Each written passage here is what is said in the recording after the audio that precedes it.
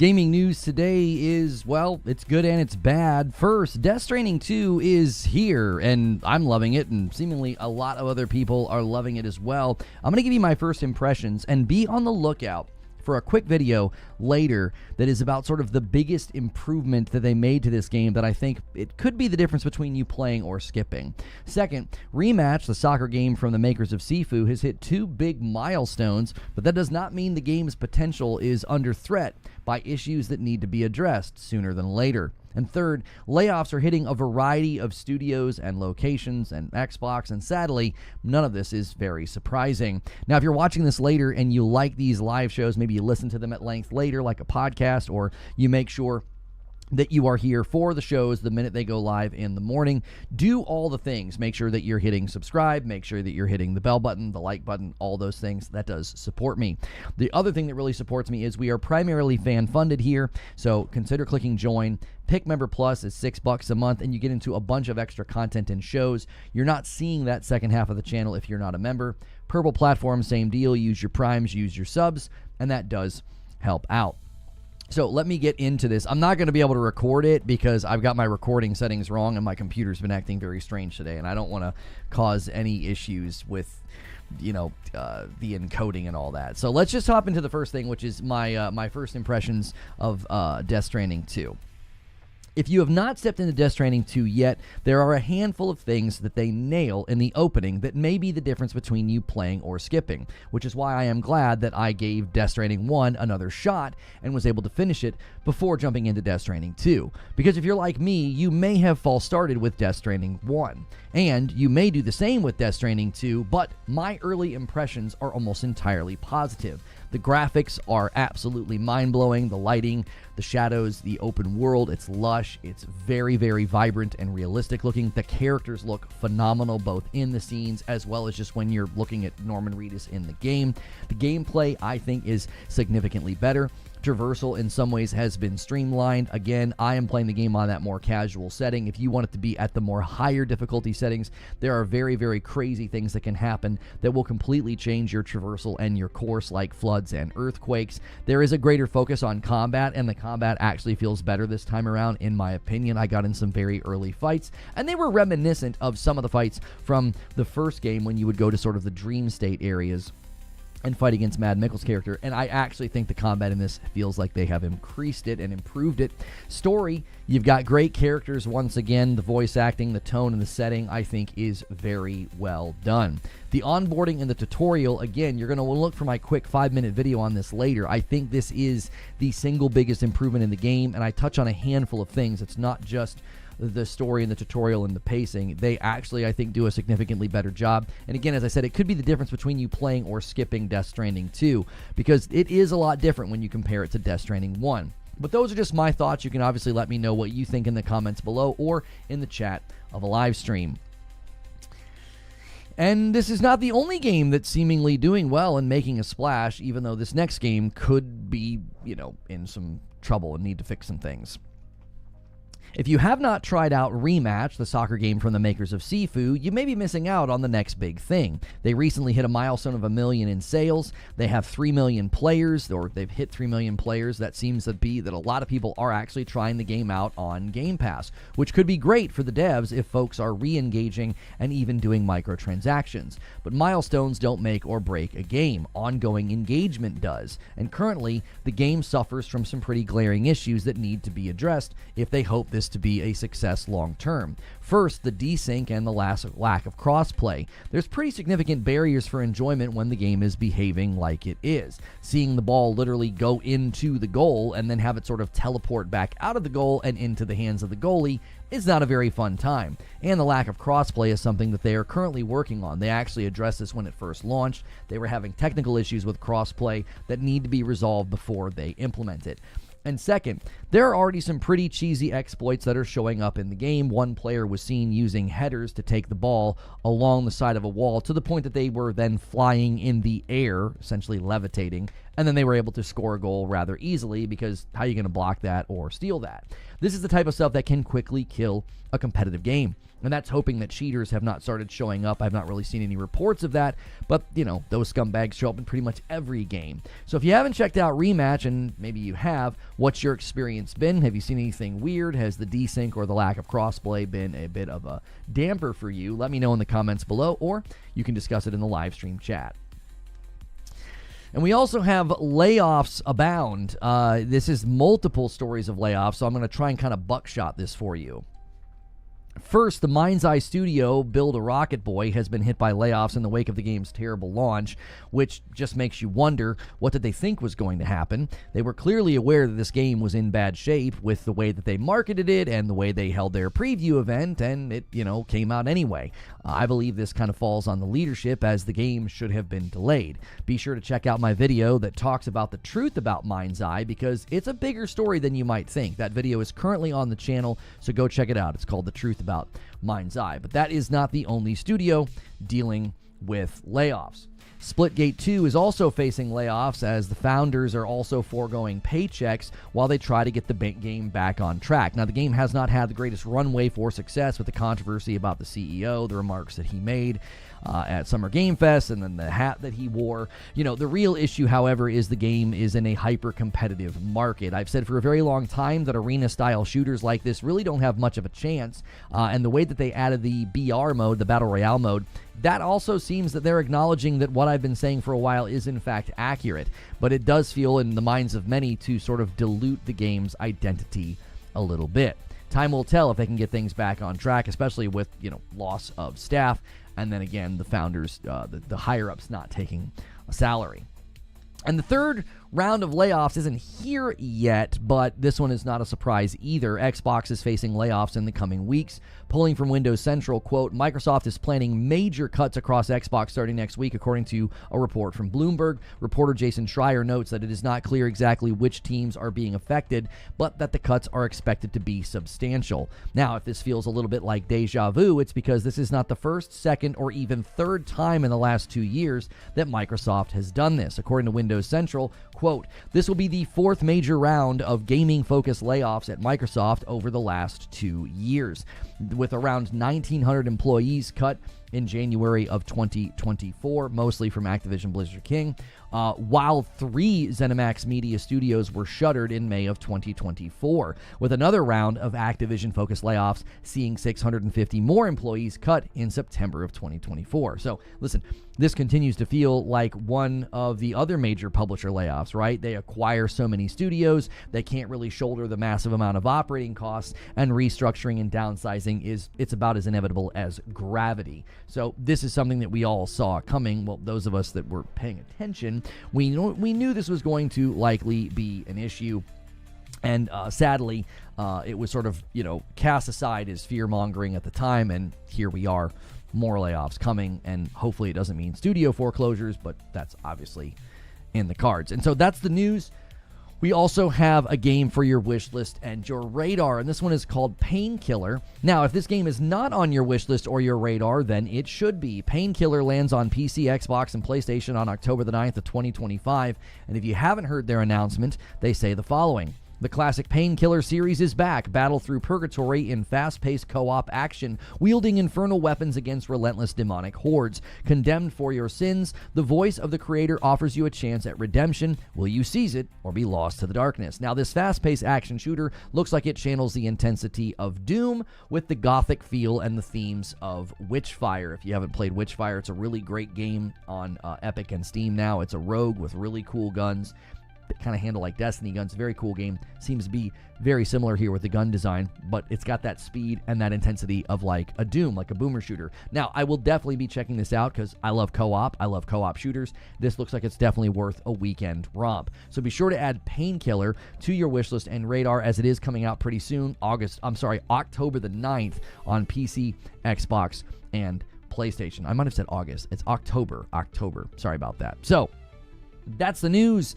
And now it's time for the discussion, and y'all doubted me. Y'all didn't think I could start on time if I actually left morning coffee a little bit early, and I proved all of you naysayers to be incorrect. I told you. I'll just start cutting I will just start cutting morning coffee short if it's such a big deal that we start this show on time. And Joker Quinn, Han shot first, and so did you. That takes us to 145. Thank you so much. Officially a 5 bomb away. Actually, a little bit less than that. A little bit. What's a treasure train? Why? I thought it was a hype train. Did they change the name of it? Anyway, English O renewed their member over here on purple and gets us to 146. We are pretty significantly behind. We are pretty significantly behind on pace for the week, but that's because we drilled down on one game and then we did gameplay, and that never goes well for us. And Wire Rope's going to steal it for Team Purple, but not before Pouring Rain renews 41 months. That takes us to 47, and then it's going to become a 52. So excellent job there by Team Purple. It should have been 4 from O and then 5 from Rain. Okay, so now it's 10. And then over here, we have Joker Quinn's, and then that's going to be a 3 because Storm renewed theirs as well for 43 months. So the member battle is going to Team Purple as it stands right now. Thank you so much. It's 10-3, and I do owe 5 to Team Purple. Don't threaten us with a good time. That Be Right Back screen is twice the host you are. Yeah, guys, get us to the first 100 likes. People didn't like that I did that, so, maybe don't constantly complain about me being late, and that won't happen again, right? If you like morning coffee running all the way to 10, maybe don't bellyache about the public show, and that won't happen again, okay? So you decide what you want, all right? It's the future is in your hands. Frayed Voyager with 100 bits, thank you so much. No way more lives. Who didn't like it? I don't know, 100-something people left. They didn't seem to like it. They were very upset that I did that. They were like, hey, he cut our morning coffee short. Oh, my gosh. Looking forward to Hellblade 2 PS5 release now. Be a good pickup at 30. Well, here's the thing about that. I tweeted about it. I don't have any interest in playing that again. I really don't. I think it's cool. It's great that there's going to be a performance mode. I always said that they should be able to get 60 FPS out of the Series X. You know what I mean? So, why would starting late be of any benefit? You're right, Space Marine. You are right. I have been actually consistently saying that we should be cutting morning coffee short so that I have time to get ready. So that way the public show starts at 10. I was being cheeky with the audience this morning. In general, I should be doing that. I was just being stupid and having fun. I don't know if the smile on my face and me laughing was any indicator. I wasn't being serious. I had been wanting to do that for a while. And Storm's going to double dip with 54 months over here on Team Purple. Thank you so much. And that takes the member battle to 11-3. Thank you so much for doing that. Get those likes in, boys. We have a little bit of a slow start lately on these live shows, and it's always 10 different things. YouTube could be changing things. A lot of people subbed for the showcases and are seemingly unsubbing because they're probably not interested in what we do every single day. That tends to happen. Huge spikes during those events. So let's put this stream on our back. Let's have a big day. We tend to get wrapped up in the convo and run. Yeah, we tend to all of a sudden I blink and I'm like, oh my gosh, it's 10 o'clock. We got to get the heck out of here. So yeah, morning coffee is definitely worth it for that. It can get a little wild and more off the cuff. So it's not our fault. It's Creature's fault. Lono said so. He was the one that poked it. He was like, he brought it up. And I was like, you know what? I've been thinking about doing that anyway. I've been thinking about hey, at 10 to 10, I might start setting an alarm on my phone as well, just so the public show starts on time. Because I know people that come to a public show like that, they're like, why does it always start at 10:07 and 10:08 and 10:11? It's never consistent, so. Are you going to play and finish Death Stranding 2? I will be playing and finishing Death Stranding 2 off stream. We don't generally do long-form gameplay here. It doesn't get the greatest support because primarily this channel is a talk show where we feature gameplay at launch. Plus, I think that's just a more enjoyable game to kind of play comfortable on my couch on my big screen. I feel like it's a better experience on the big screen instead of a monitor.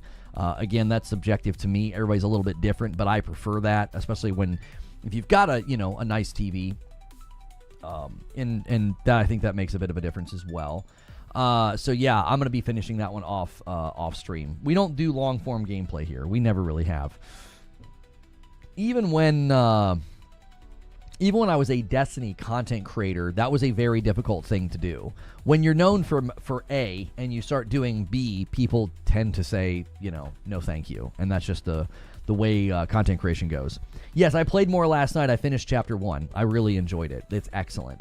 Yeah, I really wanted to turn it on the big screen. I was very excited. My wife actually had like a function that she went to, so I was able to play for about, I think, like an hour or so, hour and a half maybe. Decima Engine makes UE5 look like a joke. I actually agree with Del Walker on Twitter about this. I think we're continuously creating dichotomies where we don't need them. And I've been talking about this lately with like Expedition 33, like weaponizing successful AAs and indies and using them to like wail on AAAs is just kind of silly, because there is an ocean of AA and indie titles that come out every single week that suck and are terrible. We would never say that's an indictment of all AA and indie titles, right?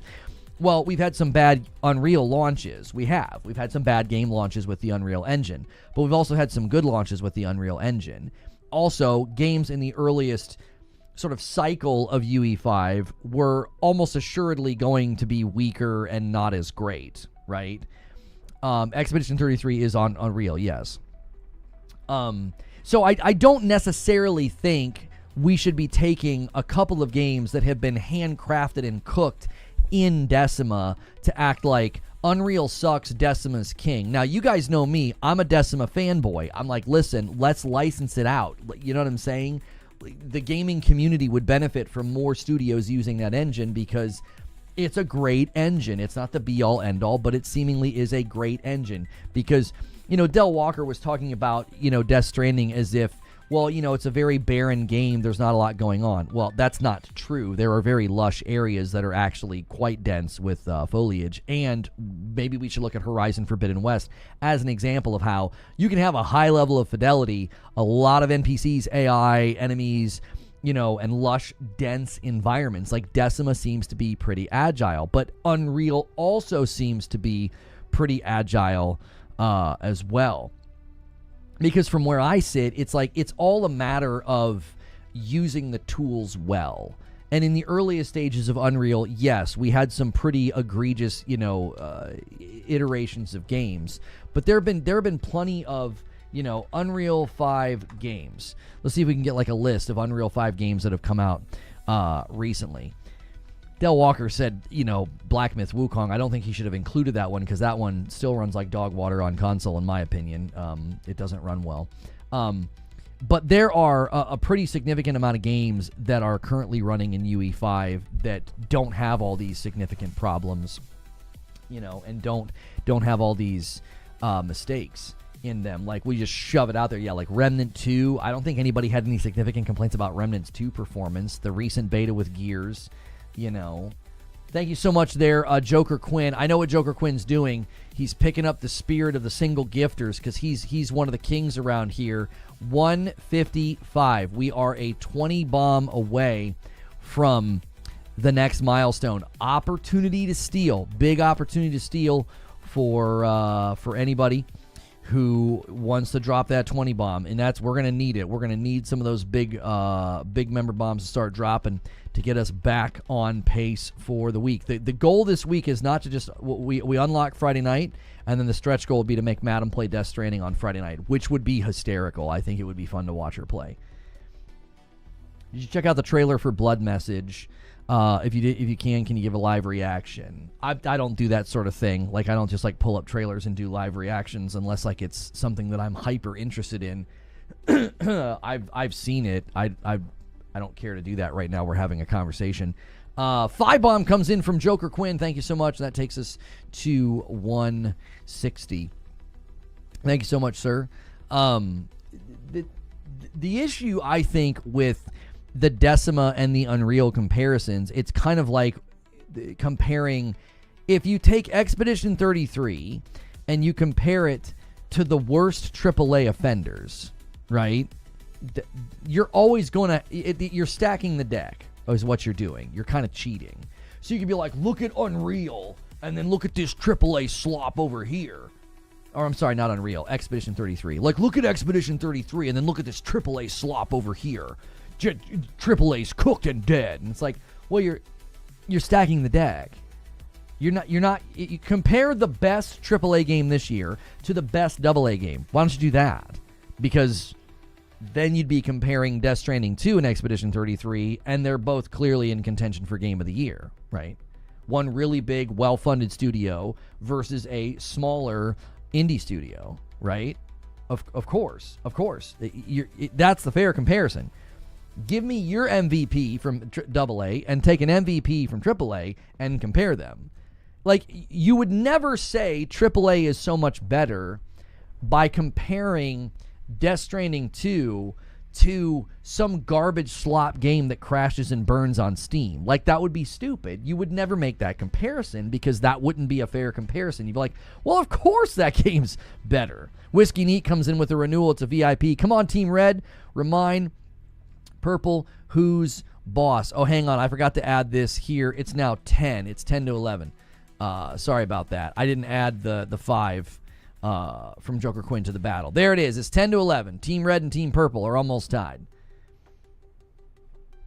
The devs that live and breathe UE5 will produce similar quality. Right, like, I think the Coalition is going to show everybody that the Unreal Engine is totally fine and that the amazing things can be achieved. Like, Gears of War E-Day is very likely to be a very good game.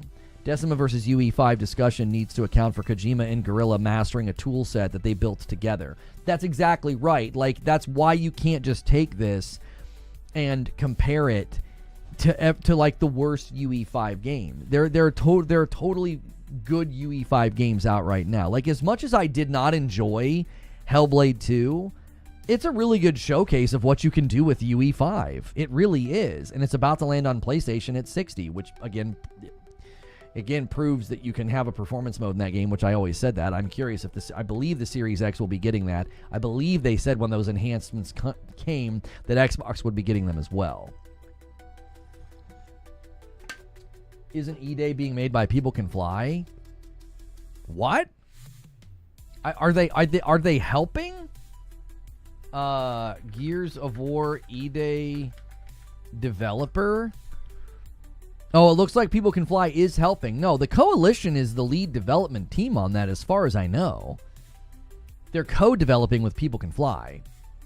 But the Coalition's, they've got to be lead developer. I mean, they're... John Lineman seems to think that they're the masters of Unreal, behind maybe only Epic. So, don't know why they do this to me.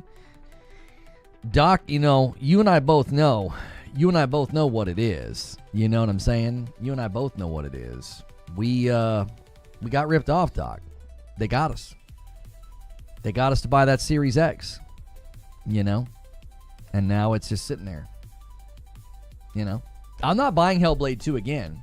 But imagine, if I really, really liked it, you know, to the same degree and fervor that I love Hellblade 1, because I found Hellblade 2 to be very disappointing. But if I absolutely loved Hellblade 2, yes, I would be buying it again, and I'd be able to play it at 60 FPS on a PlayStation when I couldn't do that on my Series X. Like, that's an insane sentence, given all the marketing that Doc, both you and I, fell for. Yeah, we got God. We totally got God. And we ain't the only ones. We're not the only ones, and it's unfortunate. It really, really is. You know, you went PC, I went PlayStation. Like, that's where I primarily game now.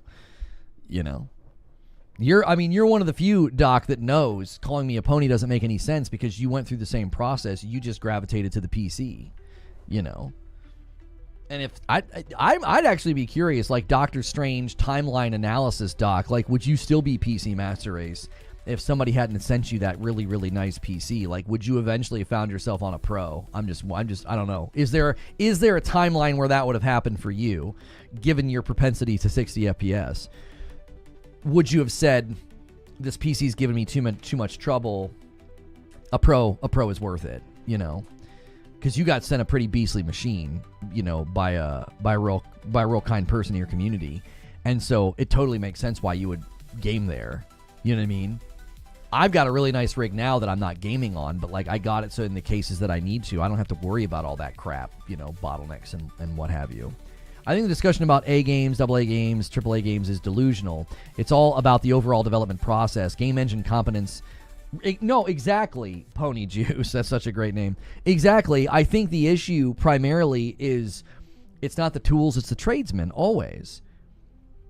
Always. I know that I could hand, basic tools to a friend of mine, and he would do an excellent job because I've seen his work. I've had him do some things for me, and he does great stuff. He is very excellent with the tools. But you could hand a really inexperienced person the newest, flashiest tools on the market, and they wouldn't be able to do a good job. Yo, Trekkie83, thanks for 3 months over here on Team Purple. I appreciate that so much. Thank you.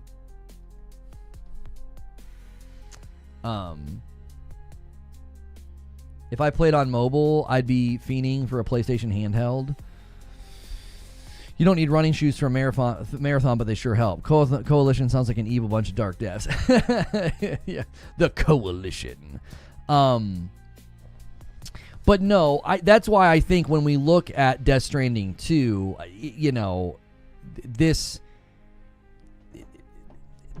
this thing that people do, and they did the exact same thing. They did the exact same thing with Expedition 33. And I don't like this. I don't like this is something that we're doing now.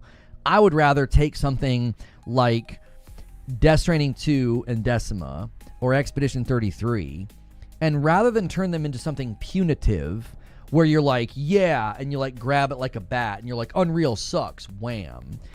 Expedition 33, we turn it into this punitive discussion where it's like, yeah, you grab Expedition 33 like a bat and you're like, yeah, AAA sucks.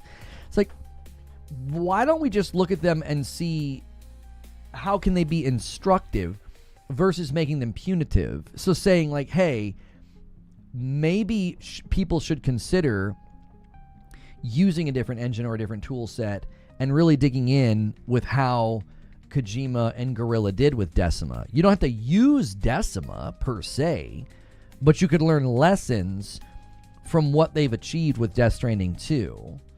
Because obviously, if you've seen people dive into Death Stranding 2 gameplay, or you yourself have, you can clearly see that the game is incredible. Like the fidelity they're achieving, the draw distance. I mean, just everything. It doesn't really matter what you look at. You could watch an in-engine cutscene, a cinematic cutscene. You could watch a combat encounter, a traversal encounter, and if your eyes are open, you're gonna say, okay, something going on there. They cooked. They did something right.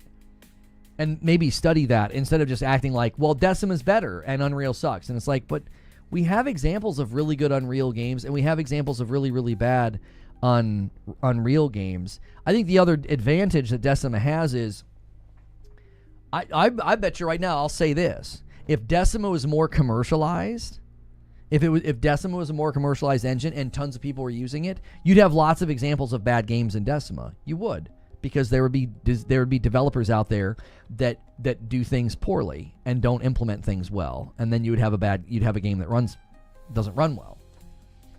JC with 25 months in VIP. Death Stranding 2 looks incredible. Great video yesterday. Thank you. I have a video coming later today. What? Really? Oh, okay. You're welcome. You're welcome. I made Madam coffee. That was the other thing I did with my extra long break that I took. You're welcome, Madam. Sorry, Mama. The detective guy says up your difficulty. Yeah, and we talked about this in Morning Coffee, but it's part of the subject matter. So let me explain why I disagreed with Detective Seeds. He's a friend of the show. He's a friend of mine, and we've known each other for a really, really long time. And I actually liked the second half of his tweet. It was just the first half of his tweet that I mainly took issue with. So I did this morning. This is the part that I have highlighted is the best part. I'm totally fine with saying this. He says, I normally hate telling anyone how to play a game, but if you truly want the most out of this masterpiece, play it at one of the top 2 difficulty levels. You will thank me later. Okay. Now, Eugene expanded upon this and said that there are survival elements in the sandbox that you're never going to interact with if you lower the difficulty. So you're experiencing the game in a bigger and more broad way. And my only pushback on that was that only is going to land as a value point if you enjoy those things. If you don't enjoy those things, those will be things that make you have a really, really bad time. It was the first part that I was kind of like, now hang on a minute. He says Death Stranding 2 should be and is meant to be played on the higher difficulty levels. And I don't agree with this because you're creating imperative. You know, you should be. You ought to do this. It's meant to do this. You're saying that the essence of the game is to be played at the higher difficulties. And I said, no, play how you like. Immersion is subjective and difficulty settings are there for a reason. The difficulty settings are in Death Stranding 2 for a reason because I think Kojima rather rightly knows there are people who will not enjoy those amazing things in the sandbox. They will not enjoy those like amazing increased difficulty things that take place. They won't enjoy them. So they're not a value point. They're not a universal value point. Right? This is not an objective thing. It's subjective to the individual player. If he wanted to build a Souls traversal delivery game, then he would have done that and there'd be no difficulty settings. There wouldn't be any. The main reason, listen, raise your hand, y'all, in the class. If you're like me, a bunch of us went back to Death Stranding 1 and we had a great time because we lowered the difficulty and we just got to experience the game and the story and the world instead of forcing something that would have been an exercise in futility. Only problem with difficulty is when people put it on easy and then complain about no depth or challenge in combat. Yeah, I mean, I would never do that. I do that knowing it's going to soften those edges. I readily know that that's going to happen. And by the way, guys, Kojima retweeted this tweet of mine. I said, if you aren't personalizing your room in Death Stranding 2 with pictures of Lou and Fragile, then you're playing it wrong. These are the rules. Hideo agrees with me. He retweeted that. So you guys now know that the man himself, that's the rules. If you're not doing that, you know, you're playing wrong. I don't tend to tell people how to play, but the rules are the rules, boys. Abide by them or suffer the consequences. Mash says, when people do good work, credit often goes to their senior management that is usually disconnected from them, so it's poor incentive. In small studios, your efforts are more visible and appreciated. That's my big picture on it.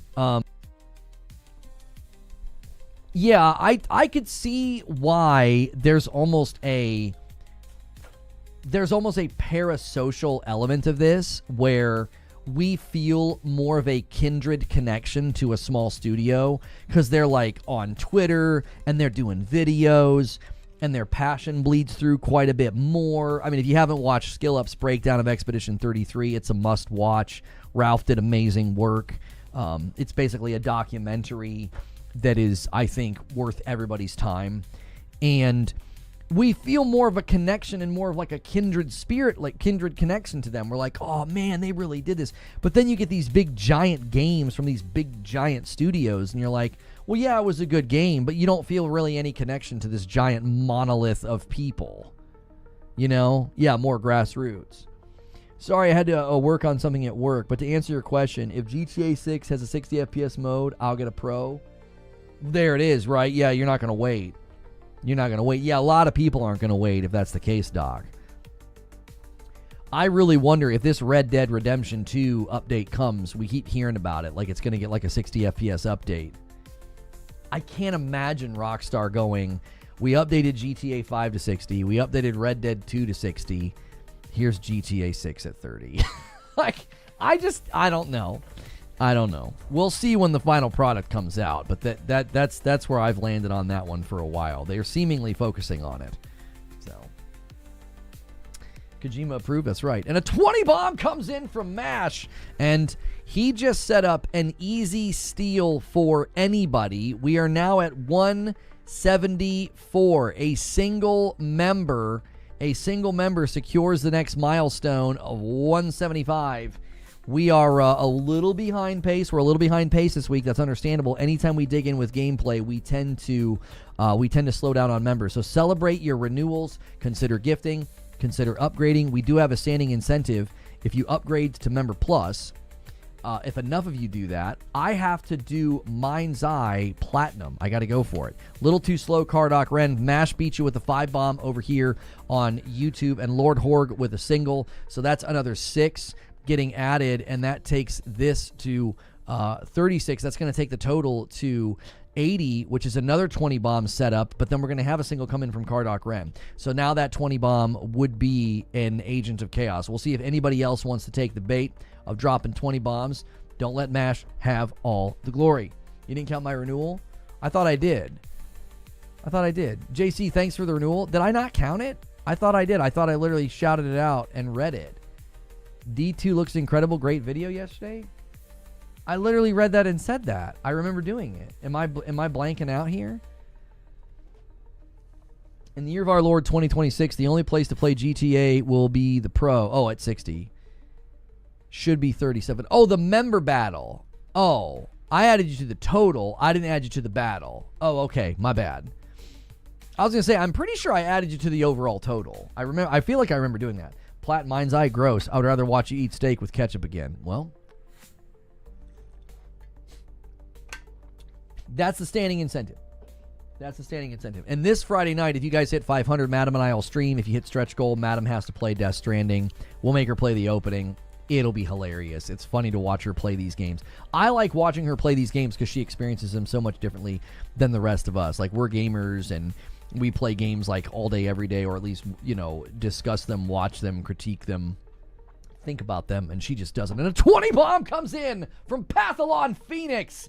He's here. The tag team champion, the one who goes toe-to-toe with MASH, is in the building and takes it to a 57-13 member battle. Goodness gracious.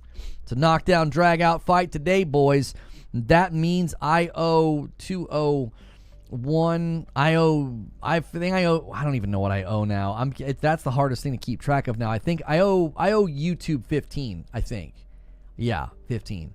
And there the single comes in from my man Mike on the mic, dropping 1. Thank you so much. There we go. I think Expedition 33 was good, but I'd still give it an 8 out of 10 personally. It's on a high end of the 8, but for me it's not a 9 out of 10. I have not played Death Stranding 1, so I can't comment. Not sure if I'll play Death Stranding 2. Well, I have a video coming later today about Death Stranding 2, and it's about what I feel is the biggest improvement. It quite literally could be the difference between you playing or skipping the game. And I kind of reference the first game, and I kind of reference my experience and how I fall started. Many people did fall start with Death Stranding 1, and then went back to it. So I switched from story modes to Expeditioner, which is normal, and Expedition 33, and holy crap, that's a jump in difficulty. Mindseye Platinum requires you to drive the vehicle with all 4 wheels spinning, and you have to acquire a gun that shoots sideways and kill everyone with that. Good luck, sir. Well, it looks like I won't be able to do it. And Risick comes in with a single and takes us to 203. Thank you so much, Risick. Risick was catching strays yesterday in the green room.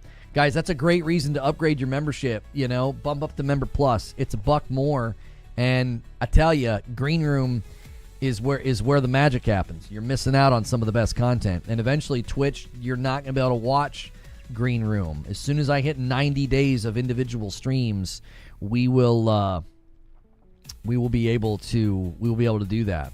Which I'm not sure where we are right now. I don't know how many days I've actually streamed. When did we get back on here? April? Yeah. So there's 2, 4, 6, 8, 10, 12. Just in that first month is 12. 14, 16, 18, 20, 22, 24, 26, 28, 30, 32, 34, 36, 37, 38, 40, 42, 44, 46, 48, 50. 52, 54, 56, 58, 60, 62, 63. We're at 63 days streamed. So we are a little ways away. We're 17 days away. You 100% don't need to play Death Stranding 1. Death Stranding 2 has a story recap. I address that in the video coming later today. I do. Did your Prime come through? I don't see it. I don't know why that happens, D-Tom. I feel like lately a lot of people have said that. They're like, hey, I did my Prime. Did it come through? And it doesn't come through. So I'm not exactly sure what the issue is. So YouTube is making changes to its live streaming policy, according to Insider Gaming. Well, this is pertinent to what we do. They're going to make a major change to the live streaming on their platform moving forward. They announced that as of July 22nd, anyone wishing to live stream must be at least 16 or older. In addition, any live stream featuring children below that need to have an adult visibly in the room with them. Should they not, live chat could be disabled. Please note that in the future, Google has not given specific reason for this change. Okay. Well, I'm 43, so we're good.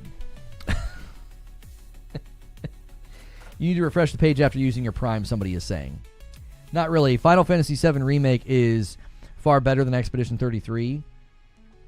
I mean, I'm sure there are people that are going to think one game is better than Expedition 33, you know, when kind of comparing what they feel like is like their favorite RPG or their favorite game or whatever. In general, though, this year, that game has just captured the hearts of the gaming world, and I don't think anybody can beat it.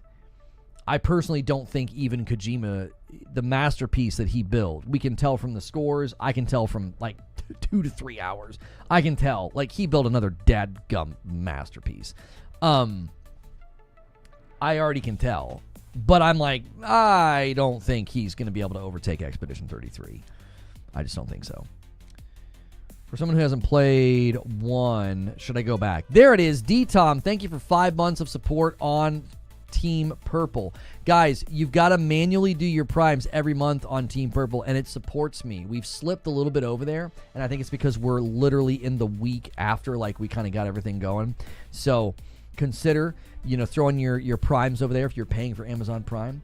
You know, it supports me directly, and I appreciate it so much. So Virginia is passing a law where content creator needs to put a little revenue aside if they have kids in their content. They have to put a little revenue aside. What do you mean by that? Put a little revenue aside. Huh? FF7 Remake is way better than Expedition 33 to me, purely based on the fact that they completely changed turn-based into a real-time action strategy game. Way better. Yeah, but I mean, that sounds like you're saying it's better because my preferences were satisfied. Like, which is to say, you enjoyed it more. You know what I mean? That would be like me saying Expedition 33 is better because it has active parrying and dodging in the turn-based mechanics. That's just me saying that I don't like traditional turn-based. Do you see?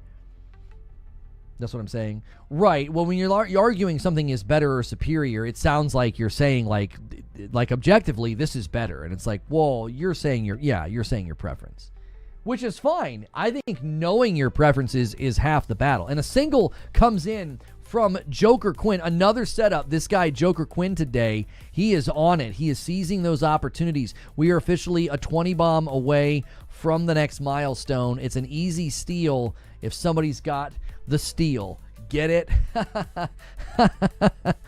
I don't apologize for that joke. I thought that was quite good. Sorry, I've been writing too many lyrics that rhyme. That's a good play on words, though. I really think that's an excellent play on word. It's an easy steal for whoever has the steal. In any case, I owe 15 to YouTube already, so the next one they secure, I'll drop the 20 bomb on them. I look forward to your Death Stranding 2 video later then. Just no spoilers. No spoilers. It's like a 4 to 5 minute video. It is only intended to talk about what I feel like is the biggest improvement in a way that could help somebody either skip the game entirely or jump in. Bro, I mean, just Trill. I mean, if there's one thing you can say about me on a regular basis is that there are bars present. I was trying as I was saying that. I was like, I need to make this as white as possible. You know, I need to. And I that's the best I had. That's the best I got. There is a rather consistent and, you know, prevalent presence of bars. Oh, for frick's sake. Since you're a prolific rhyming author now, can you please replace whoever hits it gets it? Why don't you like that? You don't like that? Everything's engaged with so far has been an improvement on the first. For sure. For sure. I don't think he has. What's the question? 7 out of 10? Oh, has he ever won a game of the year? Sorry. Has Kojima ever won a game of the year? I don't know. I feel like maybe he hasn't. You know? Those making us white people look bad. I think in the grand scheme of white people looking bad, I don't know if they need help in that department, and I don't know if I'm really... I don't know if I have the capacity. I don't know if I have the capacity to speed that up. Oh boy. He's never won a game of the year. That's crazy. That's crazy to think about. Lona should only rap on Christmas. This is correct. Just checked. Metal Gear Solid 4 won all the awards. But what year was that? Was that when it was like the Spike TV thing or whatever? Did it win Game of the Year? Did Metal Gear Solid 4 win Game of the Year? Yes. It says it won numerous Game Awards. Not only was it a critical darling, it wasn't the only Game of the Year winner in 2008. Grand Theft Auto, for example, also got significant recognition. So when did they start doing the one that Keighley does? So did it win? He's not won at Keighley's. Okay.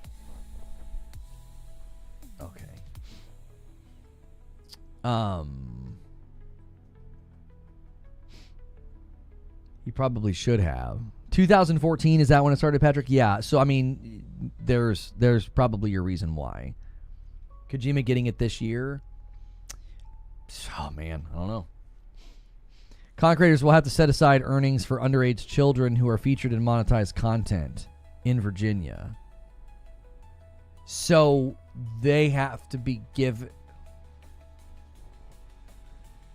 Wow. Okay. Sorcerer uses his prime over here for Team Purple. Thank you so much, Sorcerer. Gets us to 206. Thank you. It's 60 to 15. Purple, you're not out of this. You can fight. It's just because he's come from Kentucky. What's good, Pork Pie? Expedition 33 wrapped up. It would be a darling right now. Expedition 33 wrapped it up. I don't understand that sentence. A member light renewal from Ica Gang, 20 months. Games feel dull now due to oversaturation. Too much choice makes even great titles feel samey. People are just tweaking, in my opinion. Bad games also released then. So, yeah, that's Inca Gang. That's a thread of gaming right now that I do think some people are not acknowledging. I don't necessarily think that the games are so bad. I think gamers are hitting states of like a blunted. They're very blunted. They've been inoculated, I guess. I had to resub. I was not even following the channel. Something definitely is up. That's weird. Yeah, I mean that definitely is something that happens over there from time to time. From time to time. Sounding like C-3PO out here.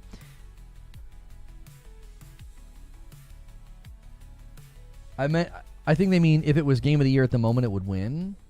We're spoiled, basically. It's almost like, if you think about, this happens with kids especially, they can get sort of too much of something and then it starts giving depreciating returns and then they're very angry. Like we see this with screen time. Like a lot of the studies in screen time for children are pretty significant. So that's one of the reasons we really limit our children's screen time. And I can see the effect it has on them almost immediately. Like they played for like 45 minutes last night and they still needed a bit of a detox period and then they were fine. They recovered quicker from the 45-minute session than they will on like a Saturday where they play for like 2, sometimes 2.5 hours. So I do think similar things happen with gamers. Like you've played so many games, you've experienced so many games, and you're maybe you've been living in a game, or you come away from Summer Game Fest and you're just like trailer, and it's difficult for you to feel a sense of wonder and excitement because sometimes, like right now, you probably don't even remember everything that you saw over Summer Game Fest. You know what I mean? You probably forgot about some of these games. It's just been it was just so much. And it's been long enough that you probably forgot about Echoes of the End and The Expanse. You probably forgot about Eric's-Holm. Okay. You probably forgot about, what are some of the other ones? The Bond game, First Light. You probably forgot about Directive 8020 and Fading Echo.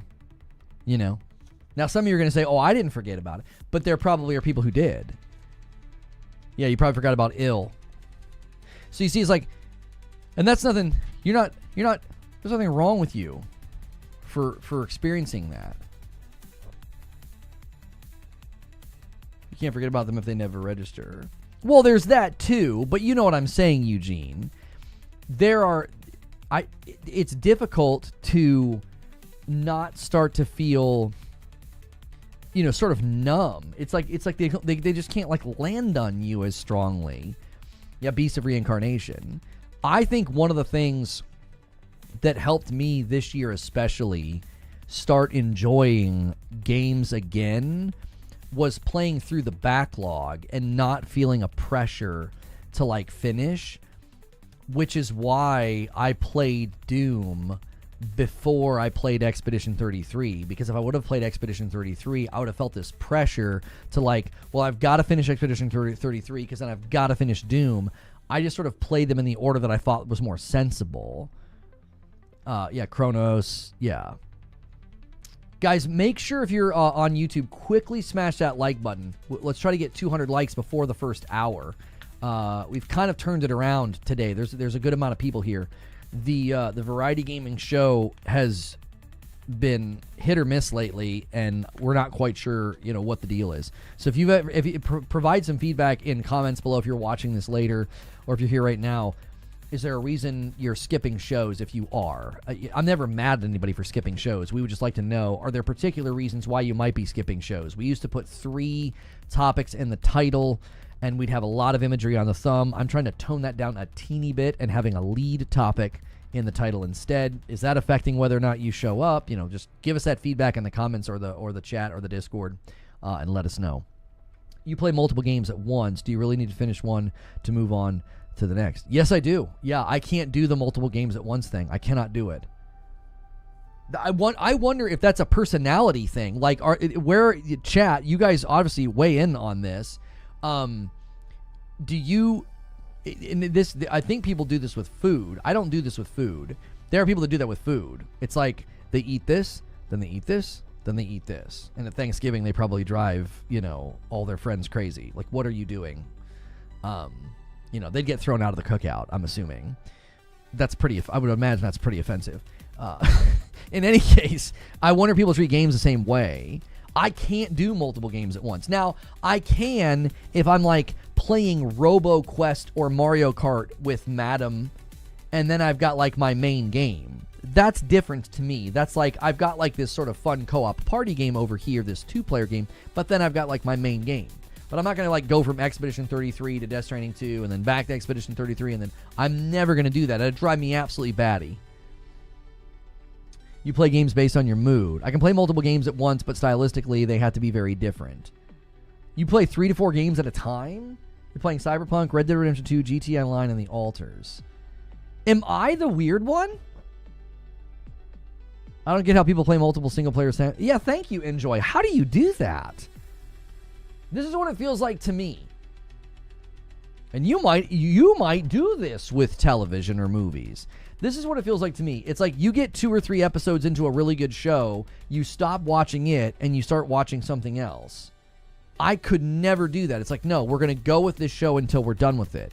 Or, we're going to go with this show until the season's over. Like with a movie, we're going to go until the movie's over. Now, sometimes Madam and I will cut a movie in half just because it gets late. So we'll watch the first half, on Saturday night, and we'll watch the second half on Sunday night. But we're not going to go and start watching something else until we're done with that particular movie. It all depends on what I have time for. I only play 1 game at a time. Okay, so I'm not that weird. It sounds like it's that there's just different people. People are different. Okay. Like, if everybody in chat was like, no, we all do this, Lono, you're the crazy one, you're the weird one, I guess I would just accept that. But it sounds like there are people on different sides of this that don't bounce around, and that there are people that do. Feels like an OCD thing. It probably is a bit of an OCD thing. Like, obviously, we throw OCD around a little loosely and a little liberally. Like, we don't actually, a lot of us have, obsessive-compulsive disorder. We are not disordered. We're using it almost as an idiom of, like, you're a little obsessive-compulsive about that, right? Yeah. It's probably a little bit obsessive compulsive. Of like, well, no. I got to finish this before I go to the next thing because I feel I need to resolve it. There's a resolve that happens when you end the game, and then you get into a new game, and you've got a different control scheme, and you've got different mechanics and different things that you're trying to do, and I have to kind of be in that lane. Well, Paul says, what's good, Websky? I feel I'm like the only one that goes for all the achievements before moving on to the next game. No. You're not the only Chivo hunter here, but I feel like Chivo hunters and platinum folks, I do feel like you're in the minority. I think we see this evidenced by the percentages of the trophies themselves. Like, I don't think lots of people do that. I think lots of people are like, I am not doing that. Like, they get to credits and they're happy. Even people rolling credits on the game are in the minority. A lot of people don't even finish games. You know? They're just like, I'm out. Now, I definitely have my share of games I walked away from, but it's a pretty small list of games where I'm like, this isn't for me, I'm done.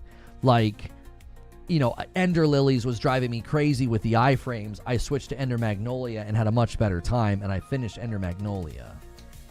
So I don't do that a lot, but it seems that the vast majority of gamers don't even finish games. I can understand playing one single-player game and one multiplayer game or sports game simultaneously, like play the story game and then play the Madden before bed or a couple matches of COD. Or in my case, I'll be playing through Death Stranding 2, but then, like when Borderlands comes out, well, that's a bad example. Like when my wife and I were playing RoboQuest. I'm playing through a single-player game like Expedition 33, I turn it off, and I'm like, hey, let's play some RoboQuest together. I probably won't touch another game over the next 6 weeks or so. That makes perfectly good sense. You're going to just immerse yourself in that world. I got most, if not all, of the Steam achievements in each game before moving on. Yeah, I can't do that. I just don't. The trophies and the achievements don't trigger anything in my brain. We need 20 more likes. Let's try to get to 200 likes before we roll over on the first hour of the broadcast, y'all. We really need likes on YouTube. I like my games to be difficult, says James Pitts. So I play multiple games at once because I sometimes get stuck. I'm stuck on Elden Ring, so you play others. Oh. And a 5-bomb comes in from Kenneth. Thank you so much, Kenneth, for supporting. I know you support in both places, man. I greatly appreciate that. We are now at 211 on the week. We are catching up to pace now. Catching up. We want to end today. If you guys want to unlock Friday Night with Madam, we got to at least 500 a week to unlock that, and then we do stretch goals beyond. And I have continued to write. I can't stop writing music. Creature is now in possession of both the first albums. He has all of the songs and all the lyrics. So I don't know how quickly the turnaround will be on the launch of the channel with all of it. So just play the game on normal and shut your whore mouth. Listen, Seeds, I called you out this morning on my stream, and I said that I don't agree with your use of imperative language when it comes to Death Stranding 2, you handsome, muscular frick. I'm just kidding. I'm bad at insults.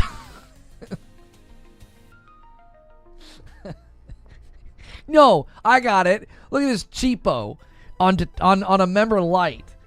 Get out of here, Seeds, with your member light renewal. VIP from Jaster says, do the thing. I will do the thing. Thank you, Jaster. Yeah, yours actually counts in the total, Jaster. You're not like Detective Seeds out here. We talked about having fake beef for views. Like, we should just start fighting with each other. It doesn't work. I can't do it. I just start laughing. It's like, yeah, you frick you, bro. I actually told everybody, Seeds, that the second half of your tweet was totally fine. Like, I was like, yeah, there are people that really are going to enjoy it more at that level. Eugene agrees that you experience the sandbox in a more robust way when you increase the difficulty. And I'm like, that's great. I'm thrilled that people get to experience that.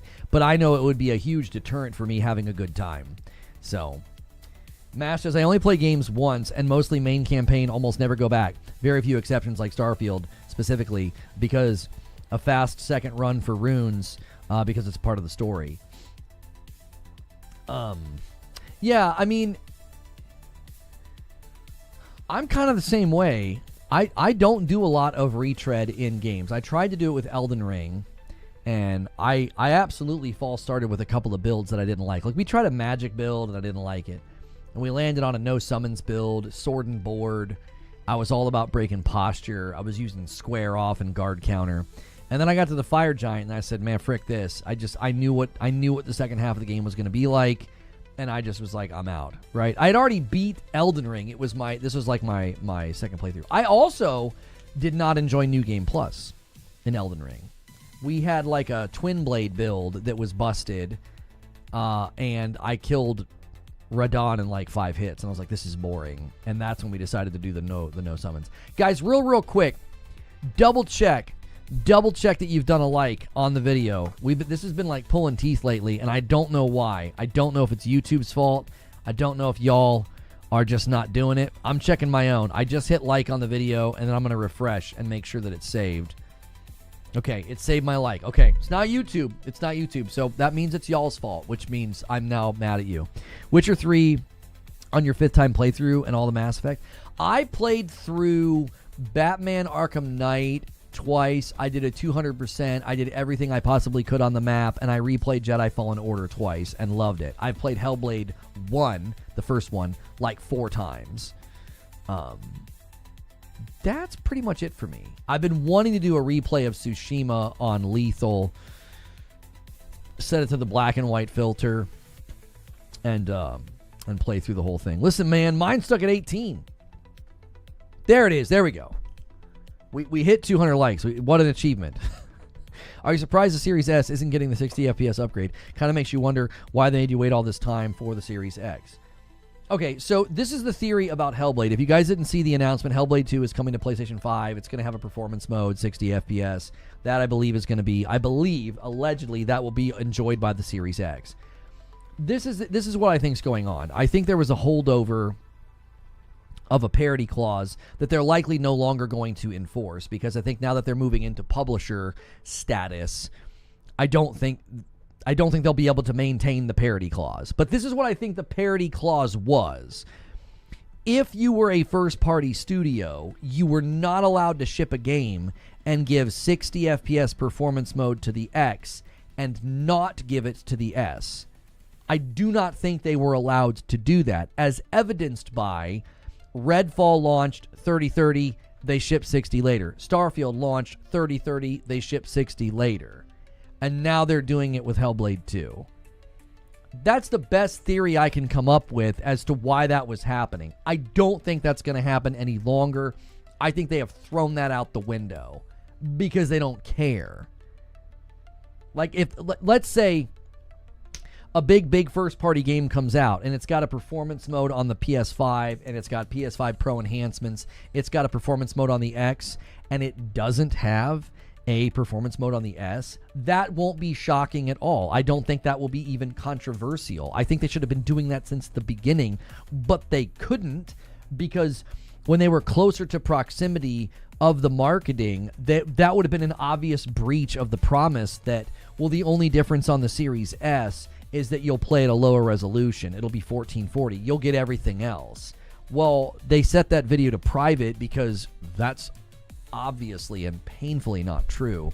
And now that we have enough distance from the marketing, and, you know, there's not a lot of fight left in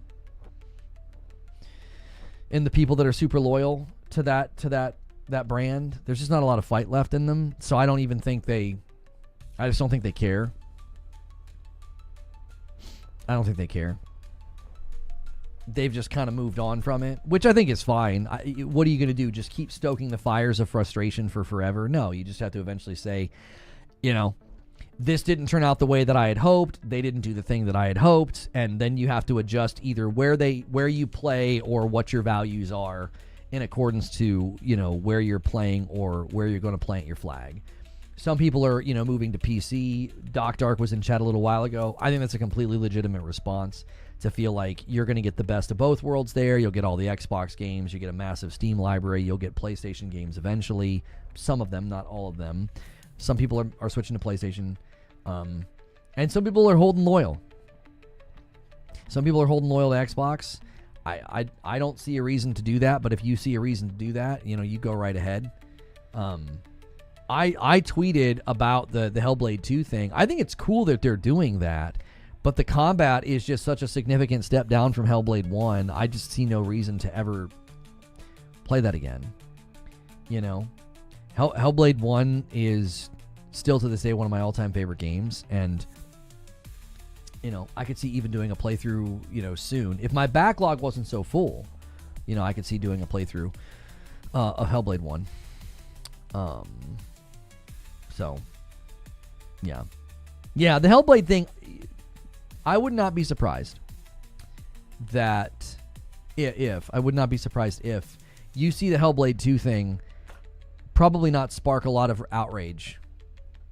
You know what I mean? I just think people are kind of over it. They're just like, yeah, this is just where things are now. You know? I mean, imagine, you know, put yourself in my shoes or like Doc Dark's shoes, where we bought the Series X and we were really hopeful for 60 FPS games. That was our primary motivator. And if you think that that's stupid or silly or we shouldn't have done that, you'd have to make an argument as to why we shouldn't have done that, because it seemed like it was going to be a device that was going to regularly give us that experience. Well, you shouldn't have expected that from a console. I don't know why. That's what they said that we should expect. So what you're saying is we should have assumed we were being lied to? I mean, I don't get that at all. PlayStation has delivered that very consistently this gen, with very few exceptions, and all of the exceptions are not even their own studios.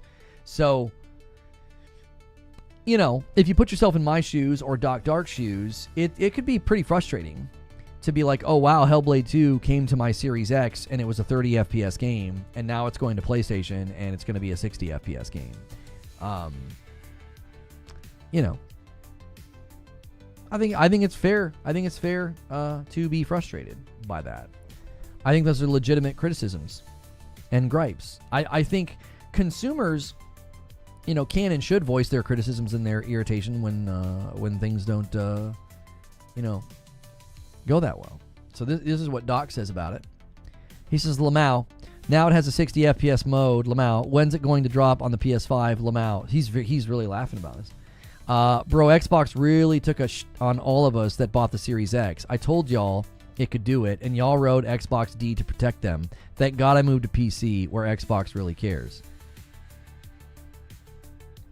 Yeah. I think Doc is completely right. I think he's completely right to push back, you know, and to say, hey, you guys said that this wasn't possible, and now all of a sudden it is. You know, bro still hasn't played Kazan yet.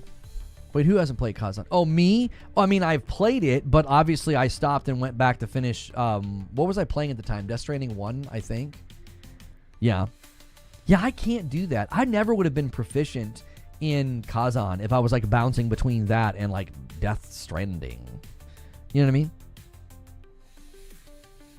24 years and still going. X4L. Oh, you're Xbox for life? So what's your reasoning for that?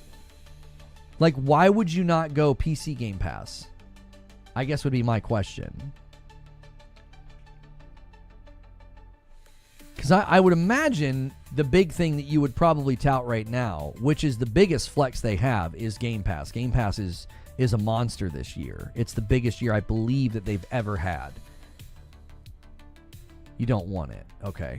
I mean, bouncing between AC Shadows and Starfield Cyberpunk was a nightmare. Yeah, maybe I was AC Shadows at the time. I can't remember what I was playing when Kazan came out. I can't remember. I deep dive into all my games, so definitely can't do that. And the thing is I would be very not proficient. So if I go back to a game like that, like when I went back to Liza P and I hadn't touched it in forever, everything's wrong. Like all the controls aren't familiar. You're hitting all the wrong things. You don't have any instinctive level muscle memory because like you haven't been playing the game. I'll go from a game where to pick something up is triangle, and in this game to pick something up is X, and I'll mess it up for like a straight day for a whole play session. Usually I'll mess it up. Actually, I'll probably mess it up for longer than that.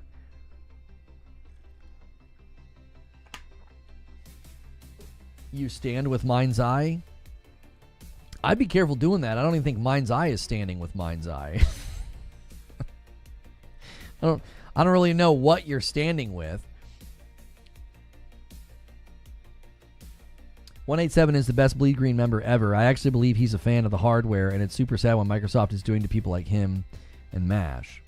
MASH says, I play mostly on Xbox, but that is because I pick my main console at the start of each gen based on offers and promises at the time. I suspect next gen you'll be PS6. The problem with PC Game Pass, says Mediocre Milton, is some of the games on it are the console version and not the Steam version. One example was the PC Game Pass version of Subnautica, and it had game-breaking bugs. Yeah, I remember seeing that reported. I find that to be very strange. Like, what? Huh? I'm having that issue with Rematch. After playing FIFA for 20 years, learning a new soccer game, the controls are hard. Yeah, Rematch has got a lot of potential, but they've got to get some of these things under control. I think they pushed out a patch for Steam first. Yeah, they're still doing fine. I mean, they're still getting close to 80,000 concurrents every day on Steam. That's pretty good. That's something they can build upon. They could also lose that very quickly if they're not careful. So they can build on that. That's not a bad daily login just for Steam, and it's probably even higher on Xbox because of Game Pass. And I don't know what PlayStation looks like. I don't know if there's even a way to track that. When Intergalactic releases, it'll look just as good as Death Stranding 2 and Hellblade. Naughty Dog always makes beautiful games. Uncharted 4 still holds up. This is true. Uncharted 4 does still hold up. The PC Game Pass version of Grounded also ran far worse than the Steam version for me. I don't get that. Like, why? Somebody make that make sense to me. Why would you not just be installing the same game from a different storefront? That doesn't make any sense to me why that would be happening. I don't know. The controls are the worst when switching games, especially dodge button differences. I've been considering the Edge Pro controller for this reason. I'm behind, but Avowed launched with a performance mode on the X and not a performance mode on the S. Right, and I think when we looked at that recently, Lone Wolf, I think when you or somebody brought that up, I think we said that's probably the beginning of the end. Like, this year, they decided, what's the point? Because Doom the Dark Ages is coming day and date to PS5. Outer Worlds 2 is going to come day and date to PS5. So why are we worried about this? You know? I think that was the beginning. I think Avowed was the first game where they just sort of said internally, why are we pushing for that? Well, why are we going to force that? They ditched their own enforced parity clause. I believe they did, yes. Yes.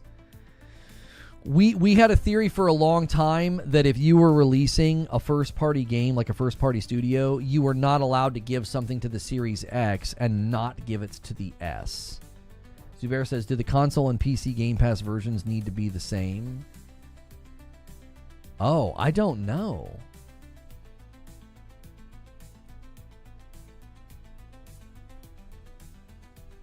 That would be really weird. So wait, so is that what's going on? Are you installing a console version of the game on your PC? I think Zubair's question is a good one.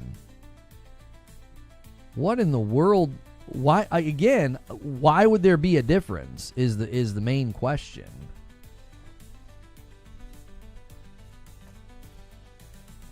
If you've got Play Anywhere with Game Pass Ultimate, you might need the same versions on both. Yeah, I mean, I think that's a decent theory as to why that's happening on PC Game Pass. I don't know if anybody's ever gotten to the bottom of it as to why that happens, because PC Game Pass is a much better value. You still get day and date, and it's like $11.99. But I guess it doesn't really matter if you're just randomly going to have versions of games running worse. I wonder if it's a contract issue. Game Pass deals for console version only, so PC Game Pass can't get the PC versions. But that doesn't make any sense for a game like Grounded. I mean, maybe you could argue that with Subnautica, but Grounded isn't that a first-party studio? Xbox fanboys think they won putting Steam on Xbox when it was an Xbox ROG Ally, not the actual console itself. I mean, Steam on an Xbox would be a pretty big win, though. I mean, if in fact that happens, which it seems like that's going to happen. Actually, it's just as likely that it's a way to keep from paying employees benefits. Yeah, me in the first half. Not gonna lie. Yeah, me in the first half. It's Obsidian. Right, it's a first-party studio. That doesn't make any sense for Grounded.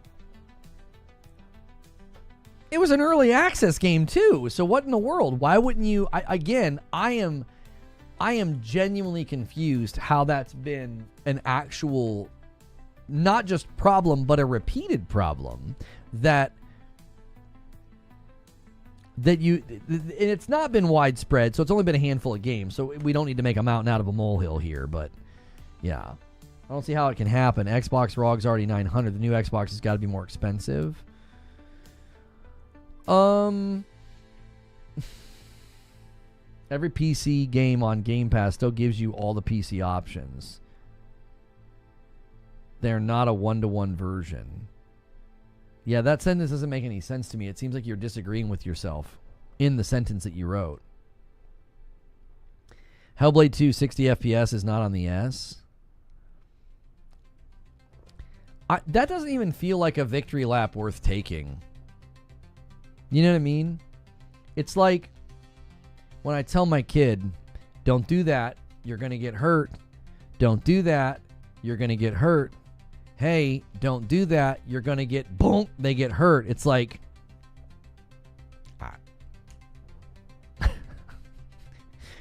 do you know what I'm saying?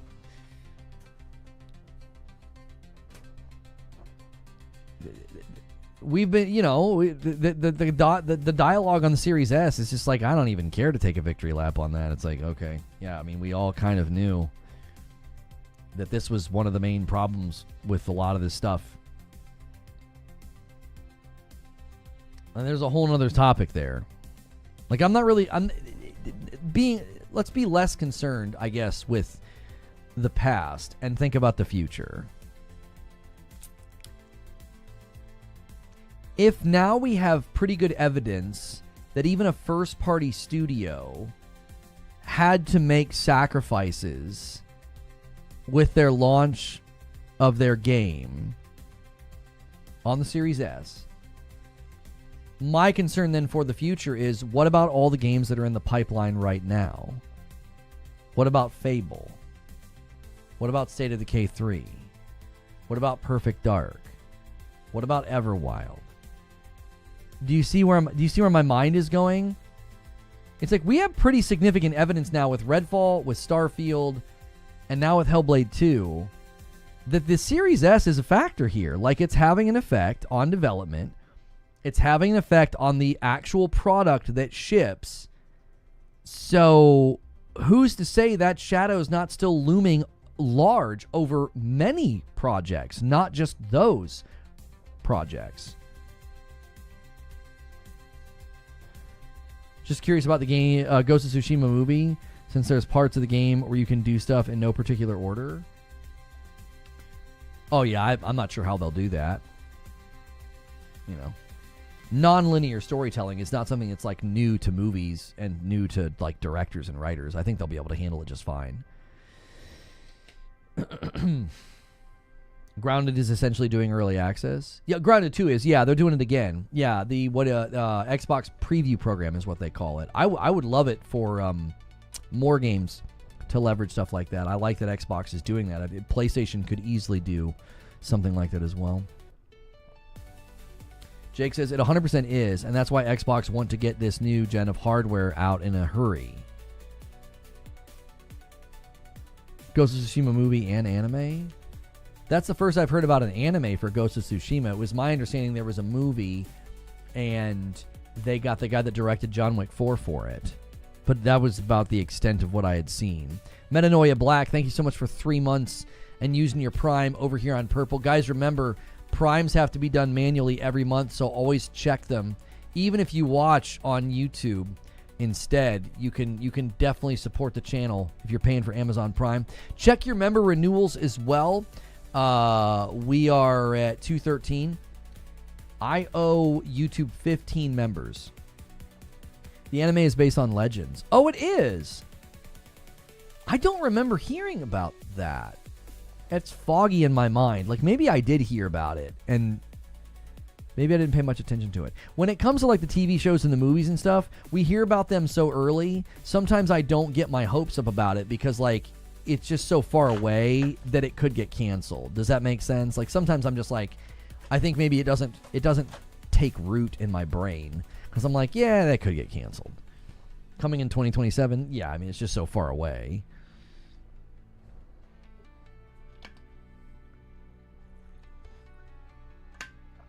That feels like a lifetime from now, you know?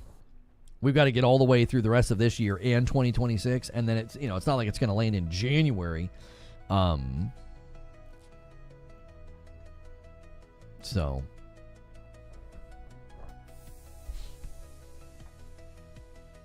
I'm just glad Amazon or Hulu is not doing it. Yeah, I like video games coming to TV and movies if they're going to do it right. Fallout was incredible. The Last of Us Season 1 was incredible. Season 2 was a freaking disaster. Hopefully it doesn't happen to Fallout. You know, Ghost of Tsushima, I think, could be an excellent, excellent movie. I really, really hope. I would really hope they get, what's his name, Donnie Yen. I hope they get, I think getting him for Jin would be great. Getting homie from Shogun for the uncle would be great. What's the @ for the soda? Soda Command is soda, and just use code LONO over there at Sprecher. You guys can do... There's actually a lot of ways to support the channel. If you're a coffee drinker, this is not a sponsor. We have 3 different flavors of coffee. I think very fairly and reasonably priced. Our coffee also features balanced acidity, so the bitterness is not there, the bite's not there, and it's also easier on your stomach. So if you're a coffee drinker, you can try out that, and it supports us. Soda, we work with Sprecher. I am not a big soda drinker, but their sodas are excellent. Whenever I've taken them to like a church function, I don't come home with any. Their Orange Dream is my favorite. It's like a creamsicle in a can. So those are various ways you can support. The number one way you can support is like be here every day. Turnout has been a little split once we started doing the dual stream, so it's hurt us a teeny bit. It's not dire, but it hurt us a little bit on YouTube because there's about 100 of you that now regularly just choose to watch on Purple. So instead of being in like the 500s and 600s, you know, we've taken a bit of a hit, which hurts our reach on YouTube. So there's ways to offset that. You can hit like, you can become a member. If you're going to do a membership on YouTube, just make sure you pick Member Plus. We are basically a fan-funded operation. Like we are certainly not at the size to do this full time. You guys make that possible. It will likely pick a canon path through the story and pick a particular moment to highlight. Player agency to determine the path through the game is one of the many reasons games are superior to movies and TV. I don't think I agree with games are superior. I think they're a different experience. I don't think I could ever experience, you know, the brilliant storytelling in Breaking Bad or Lost or now like we're enjoying Severance. I don't think that would necessarily land in the same way in a video game. Hellblade 2 is getting a physical PS5 version via limited run games. So it's through limited run. Okay. Yeah, somebody sent me the video with Moore's Law is dead. He was like, he was interviewing somebody about PS5 failures. My skepticism is pretty high on that claim because we are 5 years into the gen, and if that was a widespread serious problem, you would see it everywhere. They've sold somewhere between 80 and 90 million PlayStation 5s at this point. Just take a moment to fathom that number. Let's just say 80 million, okay? I think they're right around 80 million right now. We just finished Season 1 last night. So let's say 80 million. If there was a widespread issue with that happening, I really feel like it would be major headline news, not some random person in an interview on a YouTube video that's like, oh yeah, I made a post in a Reddit in a Discord and a bunch of people said they're having the same problem. It's like, boy, oh boy, is that anecdotal. It's also a small sample size. It also could be people completely talking out of their rear end. Like, you can't even verify that the people in the Reddit and the Discord are actually having that problem.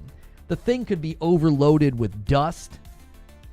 He's not a random dude. He's a game dev with a bunch of customers. In the grand scheme of the gaming world, he's a random dude. It's just a guy saying, hey, our game was having this issue. We've had people say this on Reddit and a Discord. There's like 80 million PlayStation 5s in circulation, boys. Like, if this was a rampant issue, if this was a serious issue, you'd hear about it everywhere. You'd see posts everywhere. It'd be all over the place. How would you keep it, how would you keep it quiet? The consumers would be livid. They would be livid. It'd be on Reddit. It'd be on Twitter. There'd be YouTube videos. There would be a mass, movement of people saying that it was happening to them. You go to this small sample size and you're like, oh, but people on Reddit and Discord said it was happening to them. But you don't even know if that's true. They could just be saying that it is. Again, my skepticism immediately perked up. I was like, we're really deep into this gen for this to be an actual problem. Apparently, the liquid metal is getting too hot and dripping and basically ruining the PlayStation is what's being claimed. This is how the Intel CP issues were brought to light, too. A few people with access to large-scale data started asking questions, and then suddenly everyone realized they had the issue, too. Right, but again, Zubair, that level of fail rate with the way, again, because a particular CP issue is one thing. We're talking about a PlayStation that just stops working.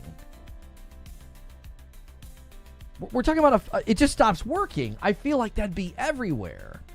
This feels like the PS5 VRR stutter issue, a small sample size claiming it's this major issue. Well, and that got fixed. Digital Foundry unearthed that, and PlayStation rectified it. That was recently pushed out in an update.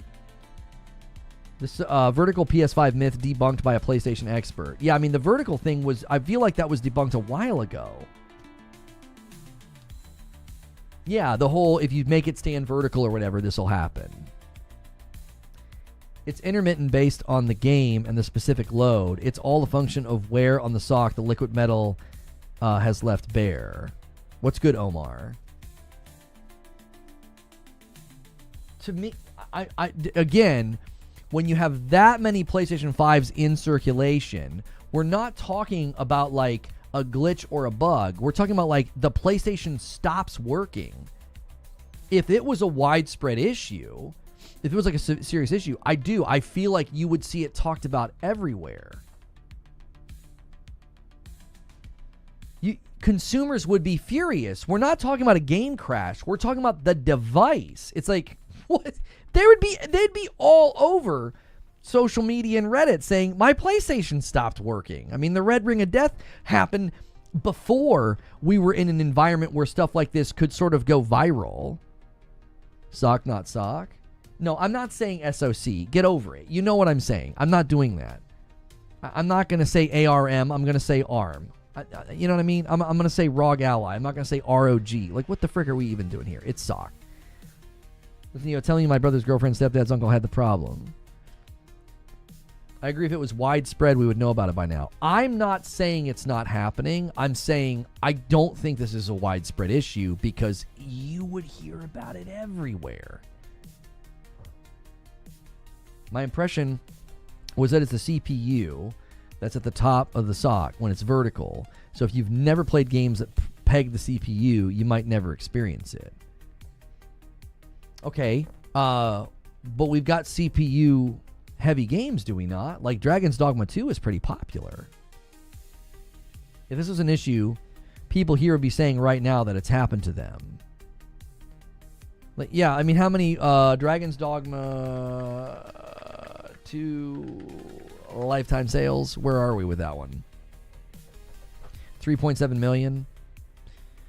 So we could say probably 1 million of those are on PlayStation. Let's just say 1 million people bought Dragon's Dogma 2 on the PlayStation. I mean, that's a pretty good amount of people out of 70 million at the time when it came out. Sounded like it was only on the OG models. Sony put in mitigations. He said in the interview, Zubair, that it was happening more on the OG models, but it was also happening on the new Slim and Pro models. And I'm like, okay, those haven't even been in the market that long. So think about the claim. Those haven't even been in the market that long. If it was happening on those, again, my skepticism just immediately got like raised. I was like, we would be hearing about this. This would be a pretty heated thing. No pun intended. People would be angry, justifiably. What happened? Had to step away. Interview with the developer on Moore's Law is Dead indicated that there is this issue with the PS5s getting too hot when they're vertical, and like the liquid metal or whatever drips and basically ruins the PlayStation. We need more data. Yeah, because he said PlayStation. That was the other thing he said, didn't he? Didn't he say PlayStation has responded, but he wasn't allowed to say anything, or he wasn't allowed to divulge what they had said, or something? I don't know.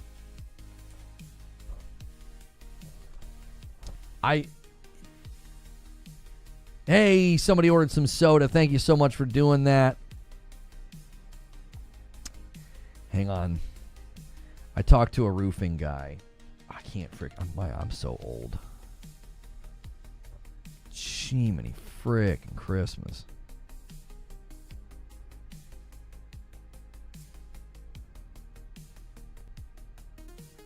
Where's the total?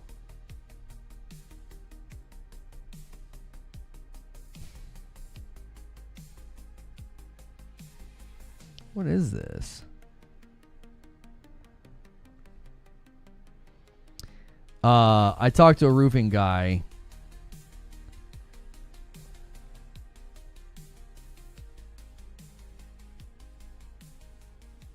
Where's what I would actually have to pay? Commercial general liability coverages. Oh, this is his insurance liability coverage. I was like, what am I looking at? Holy frick, this looks really expensive. It's still going to be really expensive. Jiminy frickin' Christmas.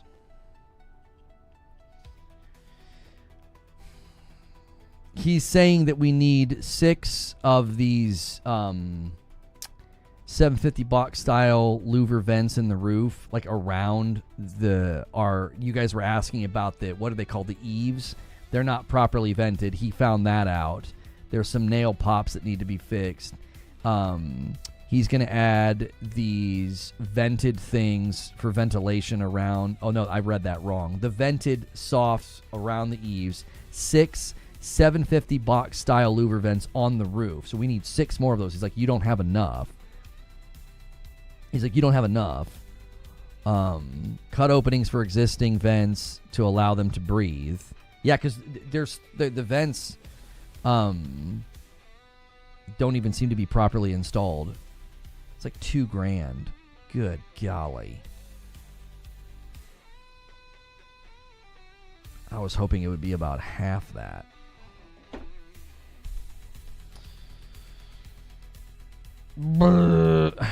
No, I didn't call insurance. He's including his certificate of insurance in the email, and I got confused. I was looking at that and thinking it was a quote. Get a second. My friend referred this guy because, yeah, sounds high. I mean, it's a lot of work. He's talking about putting 6 of those on the roof. He's talking about adding 22 around the eaves of the house. There's like none. He walked me around the house and showed me, Eugene. There's like no vents in the eaves.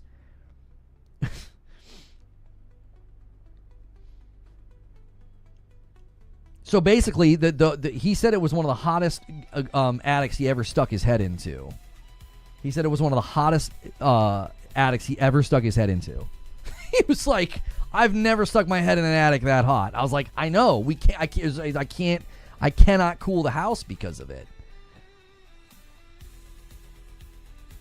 I think Eugene and I were harping on that. Somebody made it wrong.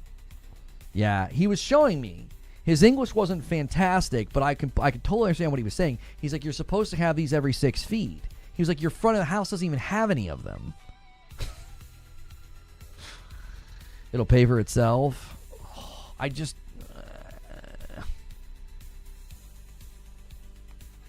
we just bought that dadgum rig. That friggin' stupid gaming rig. I was asking if your eaves were vented. Yeah, and when I looked it up, Eugene, it made sense to me why you were asking about that. He said that you don't need to do turbines. He's like, if you don't need turbines, he's like, you only have 3 of the current ones. He's like, you need 6 more. He's like, you need 6 more. Why do you have 16 PS5s? He's like, I have 7 houses. What's good, Ghost? It'll pay for itself. Your cooling costs are probably already too high. Does your roofer need a gaming rig? I'll pay him with a gaming rig. Listen, let's barter about this. I just dropped $2,000 on this gaming rig. Your house is also being damaged. Yeah, it's probably bad for the home. Yeah, it'll save you repairs. Yeah, it could lead to all sorts of things when it gets that hot up there. It's a lot of humidity in the attic.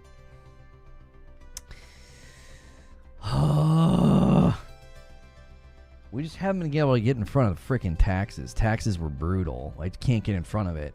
So it's like, I don't know if I want to do another large expense. The generator's never getting purchased. Right, Kevin? It's never getting purchased, bro.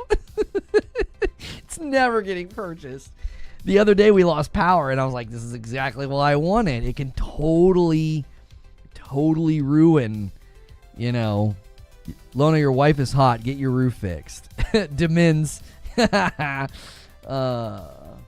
you address my previous comment? I think I asked a legitimate question. What'd you ask? Personal tanning room, yet Lono's still pale as a vampire. Make it make sense. It's not a tanning room. It's a sauna. Trill, do you understand how heat works? Heat does not tan your body. UV rays do. It's a sauna. It's not a... You idiot. It's just really hot.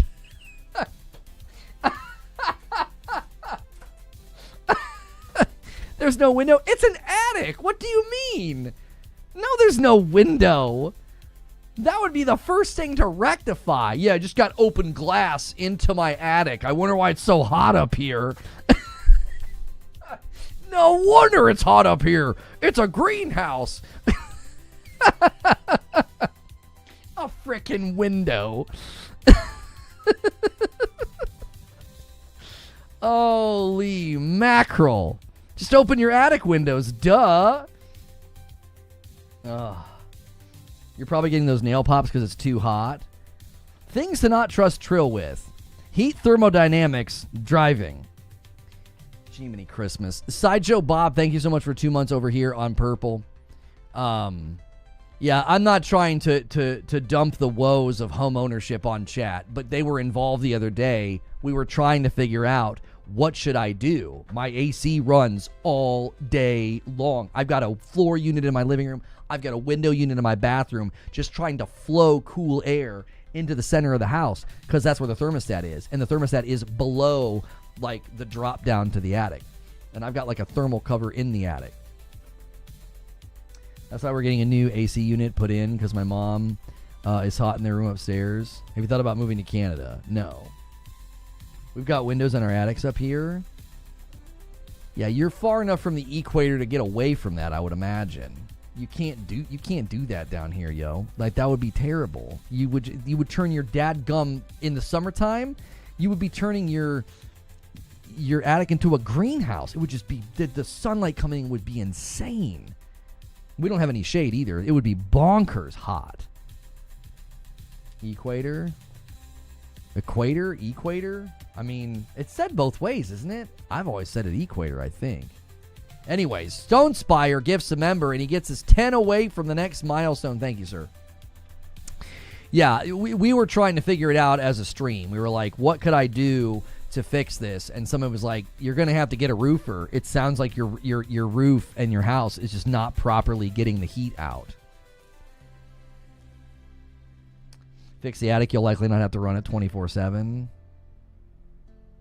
I can't emphasize this enough. No vents in the eaves is really effing bad.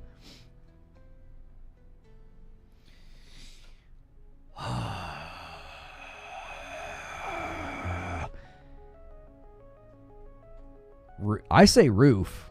Some people say rough. I say roof. I think it's better to play Death Stranding 1 because some parts of Death Stranding 2 are not going to hit as hard if you don't know some of the characters. I don't necessarily disagree. You're going to save your AC unit in the blower.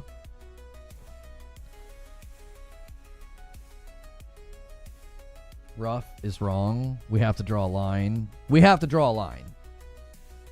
Are you doing questions? Oh, have you submitted questions? Sorry, not a lot of people use that command anymore, Citizen JV. You and Perfect Image are using it pretty regularly.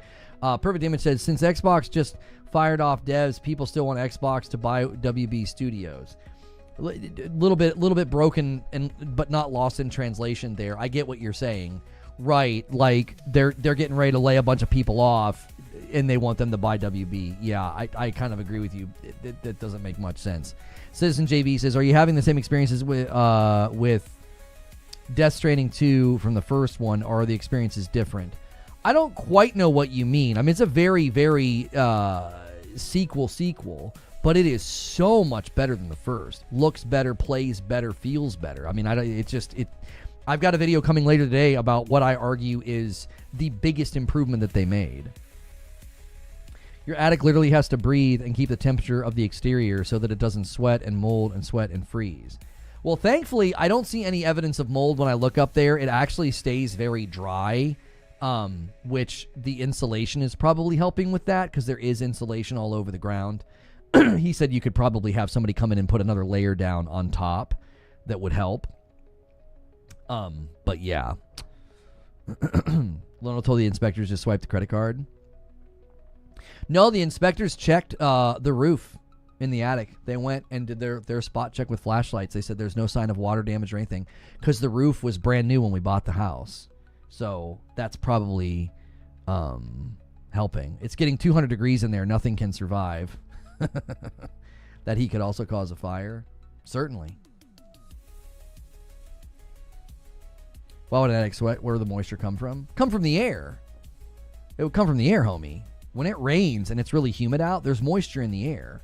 We have a dehumidifier in our basement, and it gets filled with water every, I don't know, 6 hours, 12 hours. Is your ductwork in the attic? No. No, that's all in the basement.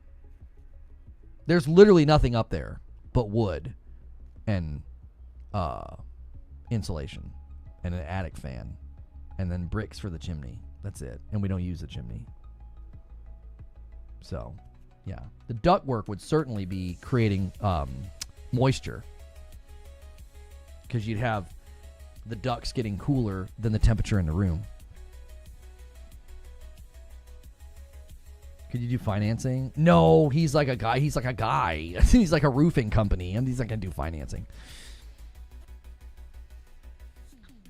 This is a problem that can be solved with money, much better than problems that can only be solved with prayer. This is true. This is true.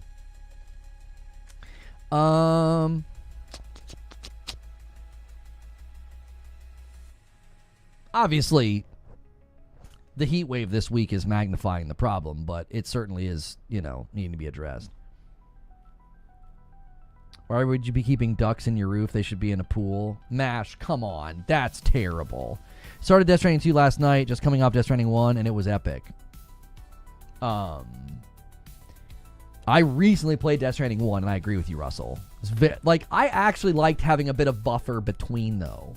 Like Death Stranding 1, Doom, Expedition 33, Death Stranding 2. I liked having that buffer. I don't know about y'all, but going from one game right into its sequel, it can be a bit much. It can almost feel like too much of a good thing. Does that make sense? It can almost feel like too much of a good thing at times. So, Maybe it's time to appear in that the first Descendant event. It wasn't gonna be a paid opportunity, brother. The opening scene made my jaw drop. I'm gonna say it. You guys might not say it, but I'm gonna say it. I think he showed too much. I know there's a bunch of stuff I haven't seen yet. I know, but I feel like they showed too much. I feel like they took so much punch out of that opening by letting us see it. I'm really surprised that they did that. I was very surprised they did that. Like when that opening happened, and I sat here and experienced it with you guys. It was like this is landing, but it's not landing as strong as it would have landed if I had never seen it before. Like if you just, listen, I envy the people who are not as plugged in as we are. I do. I envy people that are not as plugged in as we are. They got to experience that open on their TV, hands on the controller, and had never seen it before. And I'm telling you, it probably just hit. They were like, oh my gosh. I am playing something I have never experienced before. Go and touch grass, dude. I'm not sure why you're saying that. Sony could be buying WB. Yeah, I don't get the rumor's not all that trustworthy. Microsoft should buy them and save the industry. Microsoft, let's lay off 5,000 more employees. Right. You're just touching the surface. It's not more than we would have gotten from a demo. I'm just saying, the opening in particular, Corey, I don't think he should have showed. I also don't think he should have shown the scene with Elle Fanning fighting.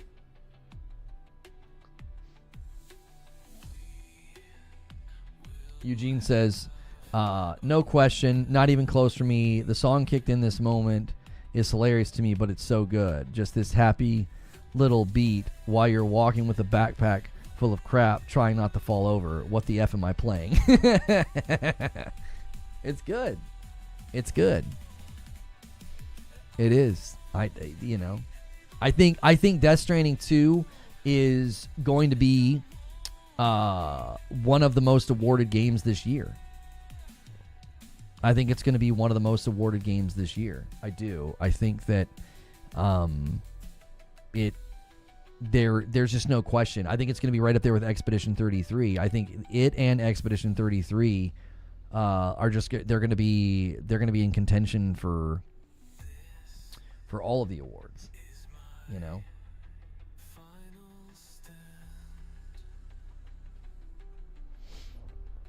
I'm joking. Easy. I mean, nobody's upset that you said it. You didn't really get a strong response. We weren't sure why you were just coming in and immediately saying touch grass. It didn't make much sense. In the conversation, in the debate or the discussion, there wasn't a whole lot of reason to say that. It was just odd.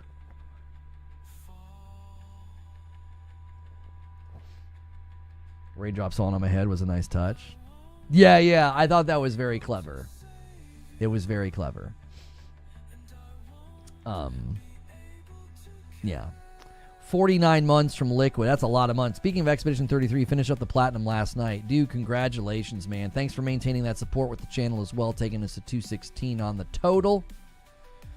We're a little behind on the week. We're catching up, though. We want to end today at around 300 if you guys want to be on pace for Friday night stream.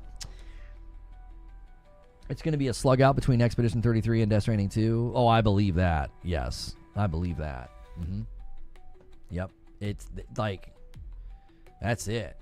That's your two. That's your two big dogs for the year as far as the competition for game of the year, for soundtrack, for, all of it.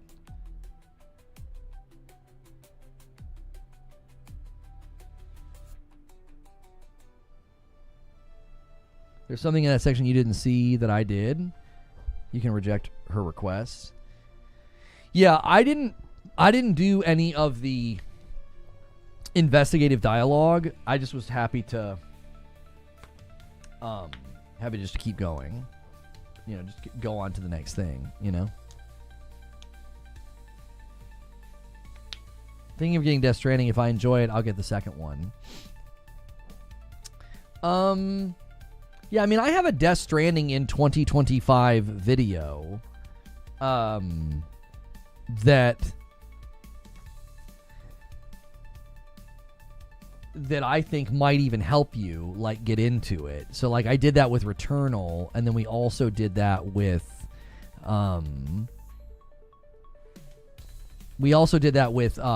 Death Stranding 2. And a lot of people got back into Returnal, and a lot of people got back into Death Stranding 1 literally because of those videos that I did.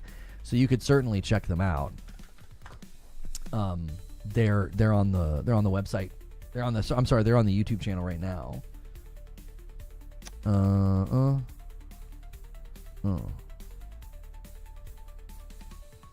Let's just do that.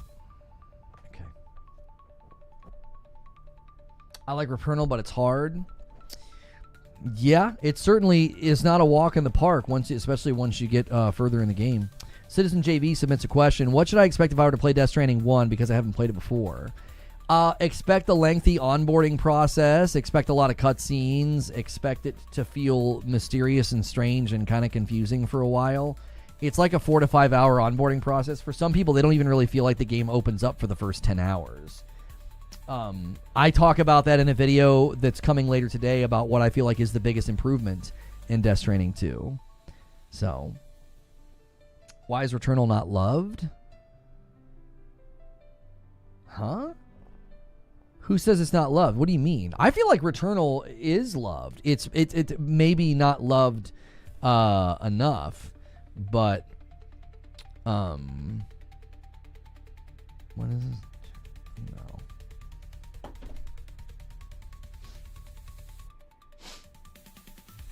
For Death Stranding 1, it opens up around episode 3. How long does it take to get to episode 3? Like, is it... I can't even remember, because I had false started with the game, and then I came back to it, and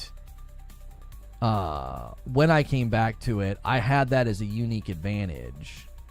It was like I had already had like a good chunk of the game that I had taken a chunk out of, and so that made it feel a little bit quicker for me as well. It opens up when you get out of the first area. I feel like that takes a while. It depends on how long you play there. PlayStation just dropped statements from leadership basically saying PS5 is the priority. Nothing will be day and date with PC other than live service. Somehow, some way they'll twist the words. Where was this stated and why? Are people just rehashing one of are people just rehashing the recent earnings thing? Or are there new statements recently?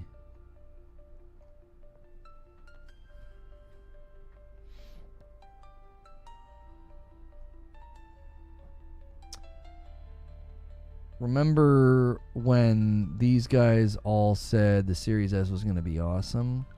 Wait, why am I being mentioned in this? What, am I tagged in the image or something? Why am I being alerted about this tweet? I don't see myself mentioned in the tweet. It was weird.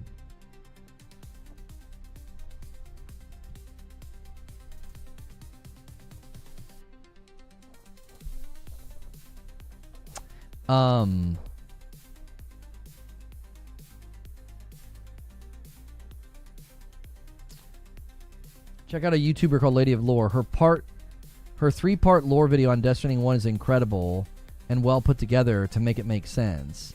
Give that a watch, then play the sequel. There's plenty of there is plenty of resources out there. Like, if you want to get a deep dive into what happened in Death Stranding 1, I think there's enough out there that you could completely skip the first game. You could.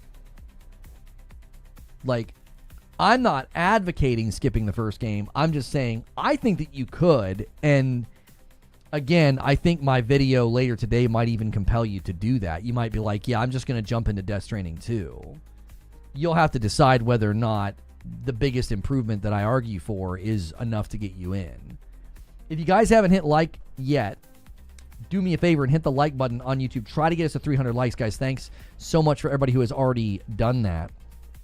A question from Trey Gaming. Do you feel like Death Stranding 2 is a legit competitor for Game of the Year now that it's out and people are loving it?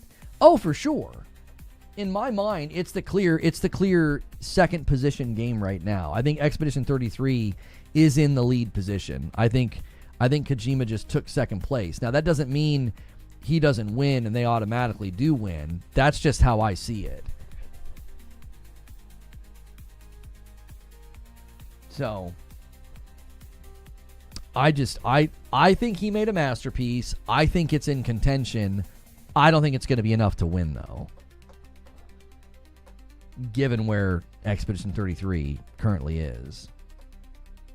Hellblade 2, August 12th for PS5. Will it be worth it? I don't think so. I thought Hellblade 2 was a giant regression. I don't think it's worth playing. Hellblade 1 is a masterpiece. I think it's my all-time favorite game. I think it's one of the best games ever made from the perspective of, like, all the components of video games as art. I feel like Hellblade 1 is one of the best examples of that, and I feel like Hellblade 2 is a just enormous regression. It's a tech test. They became infatuated with the engine and motion capture, and it completely sabotaged the project. It has got to be one of the most disappointing games I've ever played. As an enormous Hellblade fan, I was extremely disappointed. And if anybody tries to dress that up and contort that and distort that as if like I'm saying that because I'm like an Xbox hater. It's like I had to play the game on my PC because I couldn't get 60 FPS on the Series X. So I had to play it on my PC. And that's actually where I have a ton of hours in the first game. So that again, that just doesn't track. You know what I mean? It doesn't track. Hellblade: Senua's Sacrifice. Right here in my library, 37 hours on Steam. Like I don't care about these things. I do not care about these things that people claim that I allegedly care about. I am an enormous Hellblade fan, and I have almost 40 hours of playtime on Steam because I got better performance here than on my Xbox. Again, surprise, surprise, I go where I get the best performance. And at the time, I couldn't game in my living room, so I was always gaming in my office. And now I'm not in that situation. I'm in a house instead of a duplex. So now I would prefer to, game on my couch. So I was looking forward to playing, Hellblade 2 on my Xbox. They couldn't get me 60, so I played it on PC. And it was one of the most disappointing games I've ever played. Is it even worth playing for Melania's performance? No, you could watch a supercut. You would be better off saving your money and just watching a supercut. I think I think it's objectively like a bad game. It's not a good game. I know that's a strong opinion. People love it. People enjoyed it. That's fine. I'm never going to try and take away from the people who enjoyed it. I was heavily invested in that story. I was heavily invested in her character and her performance. And I think objectively, it's not a good video game. Like, if you break down what you do and how they design the fights and how you engage with the game, I think at an objective level, it's bad. You are not participating almost at all. And people don't realize it, or they defend the game from a odd place. I don't know how you can defend the choices they made with combat. I don't. I just don't know. It's very bizarre to me to regress the combat to that degree.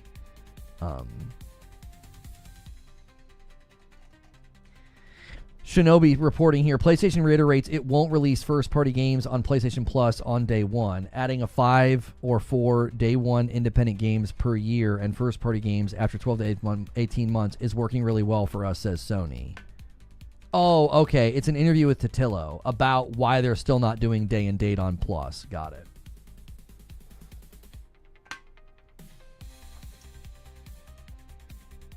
It's the actual definition of a movie game.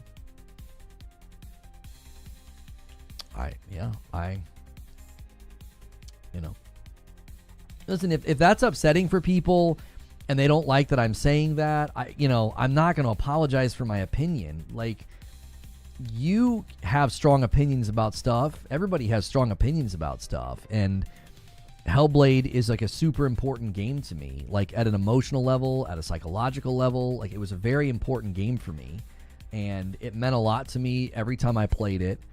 And for the second game to just have such a, bland, uninteresting story, and for the gameplay to have regressed so much, most of the hardcore Hellblade fans that I've ever interacted with agree with me on these points. This is not some anti-Xbox thing. It has no bearing on that at all. I don't even fault Xbox for it. Xbox has nothing to do with it. I think Ninja Theory themselves became sort of infatuated with, Unreal and its capabilities and the motion capture, and it overrode judgment. I think they made bad choices. Yeah. What were you looking for in Hellblade 2 that was not there? I don't know. A combat system that wasn't egregiously downgraded and regressed and simplified. Player volition. I didn't feel like I was in control of the player so much of the time because of how combat was made. The puzzles were, I think, extremely basic and not even fun. They weren't even fun to solve because of how they were built. I thought the puzzles were better in the first game. The boss fights were completely unimpactful because of how they built the combat system. The boss fight, like Valravn in Hellblade 1, is probably one of the best boss fights. I also think the intersection of the cinematics, her voice acting, and the soundtrack were far superior in the first game. There are poignant moments in the first game that are at a level of quality like a movie that can make you emotional. That's completely absent from the second game. The second game is drudgery. Everything is drawn out. Everything takes too long. Her character, and the character arcs are so non-interesting. She's almost static throughout the entire exercise. I don't feel like she transcends to a new height. I don't feel like much changes. You go into a place and the voices are doubting her, and she tells them to be quiet, and you solve it, and then you move on to the next thing. Like, I just don't know. There are so many layers of disappointment in that game. Like, I can't even touch it all. I can't even touch it all. There's so many layers of disappointment in how they handled everything, how they told the story. The only thing that redeems any part of the game is Melina Juergens. And then the facial detail is phenomenal. Like, all of the characters look absolutely incredible, and her performance is always wonderful. Like, she's a tour de force, but she can't redeem that game with her intensity. I wouldn't call either Hellblade 1 or 2 your typical games. They are much more like walking sim with some occasional simple combat and puzzles, in my opinion, for both games. Yeah, the only problem I have with that summary of Hellblade 1, MASH, is there are some pretty significant combat sections. The river of fire, or whatever it is, the river into Hades, where you're like literally walking into hell, is an incredible sequence of fighting. Again, the Valravn fight is actually very fun and very enjoyable, with parries and speed and precision. The Cert fight is a little bit more straightforward, but I think that's okay. The big fight with like the dog in the dark is, a little bit in that realm. The bridge, the path to hell. Yeah, there's so many sections that I think I wouldn't describe it as like it's got occasional simple combat. I think the combat's quite good. I also think the puzzles are more intelligently made in that they're part of the story. So a lot of what you're doing in Hellblade 1 is you're changing your perspective on the environment to get through and to transcend, which is a very subversive way of communicating what Senua needs to do. She needs to change her perspective on what has happened in order to heal. She needs to view things from different angles, and she needs to view herself from different angles. She starts to see things from other perspectives in order to get through. So you walk through a door and the entire environment changes, or you look from a different angle and you line up the puzzle. You look from a different angle and you piece the bridge together. you walk through the mirror and everything is different. And sadly, I didn't feel like they elevated that in the second game. It wasn't like the puzzles were assisting in the storytelling. It was, stand here and look at this thing, it'll change the environment. Stand here and look at this thing, it'll change the environment. It didn't do as an interactive touch point. So like in Hellblade 1, you literally walk through or look through a door and you can see that things are changing on the other side. That is a more, I think, subversive, immersive way to allow the puzzle to communicate to your brain, oh, things are not as they seem. I have to change where I'm looking from. In Hellblade 2, you would like look at this thing and like zoom in on it, and then everything around you would change to like remove barriers and stuff. Do you see how they simplified one of the key elements of Hellblade 1 was literally that, was this sort of surprising thing of like, oh my gosh, that if I look through that door, it's different over there. And in Hellblade 2, it was look at this ball, and then the wall will get out of your way. Like, what? It's just regression at every turn. It's regression at every turn. I agree the puzzles are better in 1, but I personally enjoyed the combat in 2 much better. I don't know. A game like Hellblade is all vibes to me. Did I vibe with it? Yes or no? I did vibe with both games. And then, again, the reason I don't agree with your assessment is one of the elements of Hellblade 1 as a journey that I believe is so incredibly important is Senua showing signs of strength in the face of certain doom. Okay, because she's being swallowed by grief. So the idea that if she dies too many times, like they play a freaking mind job with you at the beginning. Like if you die too many times, she'll like die for real. The rot will spread and she'll be done, right? So that is in the background of every fight, that you must survive. And having an element of her asserting the player's volition over the fight, as evidenced by like parries and dodges and managing multiple enemies. And then there's multiple mechanics because you've got guys with different things that you have to do in order to do damage to them, the shield guys and whatever. I think that is, again, another element of telling the story of Senua's journey, in that she is not simply getting in fights. She's not. She's growing in her strength and in her confidence to overcome the darkness. So every fight that she finishes, every boss that she beats, you feel a greater sense of almost like she gets this almost, you feel a sense of almost swagger. Like she's walking down a bridge and she gets that sword out and she starts sort of walking with confidence. She's not back on her heels anymore. She's not freaking out. She's not scared. She's not jittery. Okay. You completely and utterly rob the second game of that because you're so not in control.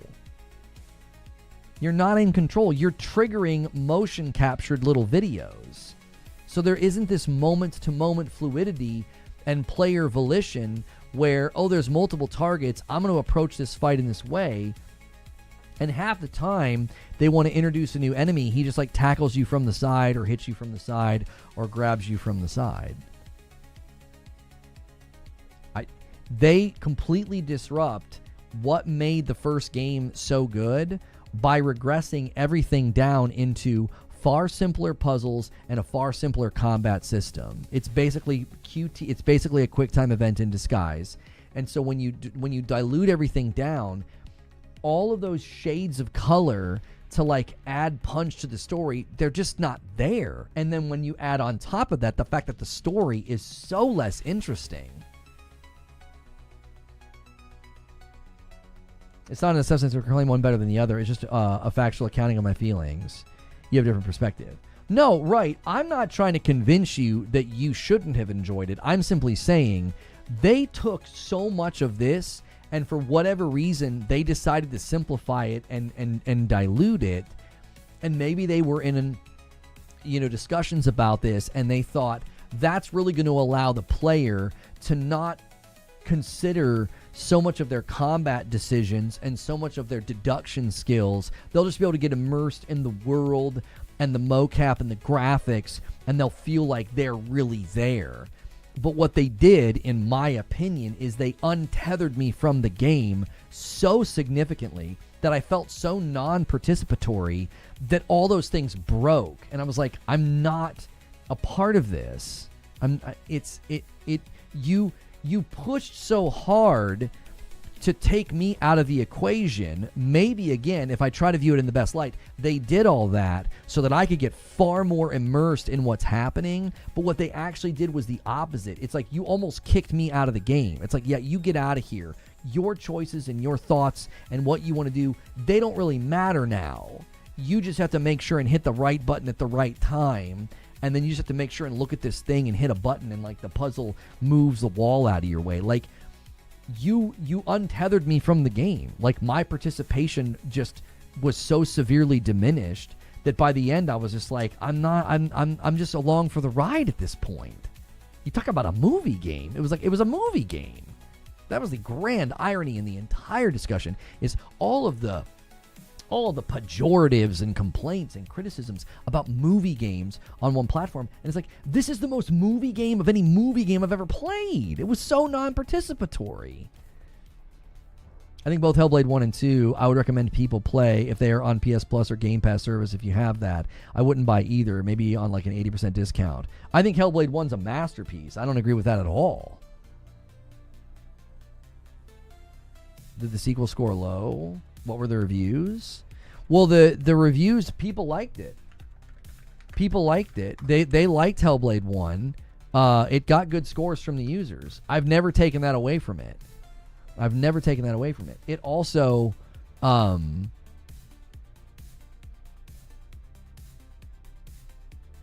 why does it do this? It reset my birthday in the thing, so I accidentally clicked and I shouldn't. You're not permitted to view this at this time. Can you just let me in? There we go. Okay. Like, if this doesn't tell you something that I just don't know what will. I just don't know what will. If this doesn't communicate loud and clear. It got an 87% on Steam, but it only has 6,000 reviews. 64,000 reviews for the first one, and a higher score. I genuinely think that the second one, it did not land nearly as strongly with people. It just didn't. It didn't. It's a regression. It's not a good game. It isn't. I think there are objective flaws with it. Not subjective experience, I didn't like it. I think there are objective flaws. I think the decisions they made with certain things are quite literally flaws. They're not, I don't think they're defensible. I don't. I think diluting and removing aspects of combat and taking player volition away in a combat system, I think that's a flaw. That is an objective flaw. Like, if they did that in Ghost of Yotei, they just took player volition away and they were doing like automatic stance switching or something, I would be like, that's an enormous regression. You're taking player expression, volition, you're taking player awareness away. That's a huge, that is an enormous flaw. Why would you do that? Imagine playing any other game and defending such significant regression in combat. You would never do that. You would never defend that in any other game. In virtually every game I've ever played with combat systems, the sequel expands upon, increases what you can do with combat, not lessens it. Like, why would you do that? I think the average gamer is becoming a much more sophisticated gamer. They aren't walking into bad experiences blind. They are waiting for information. Yeah, and I think 65,000 reviews versus 6,000 reviews just speaks volumes to how far Hellblade 2 fell. Hellblade 1 is considered like a cult classic to people. It is. It's considered like a cult classic. If you go Hellblade 1 PlayStation Store, like, it has a wonderful score on PlayStation, a 4.68. This is like a 90. This is a 92%. This is a great score. 25,000 ratings. I don't know. I bet you the second game doesn't fare that well on the PlayStation platform. I bet you it doesn't. It didn't fare well on Steam. It has a fine score, 87%, but it has a fraction of the reviews. I mean, a literal fraction. that assumes you want the combat expanded. Maybe in that type of game, I just care about the cinematic story, acting, audio. I mean, I would say that's fair. It's all about expectations. It's all about expectations, which you guys have 15 minutes.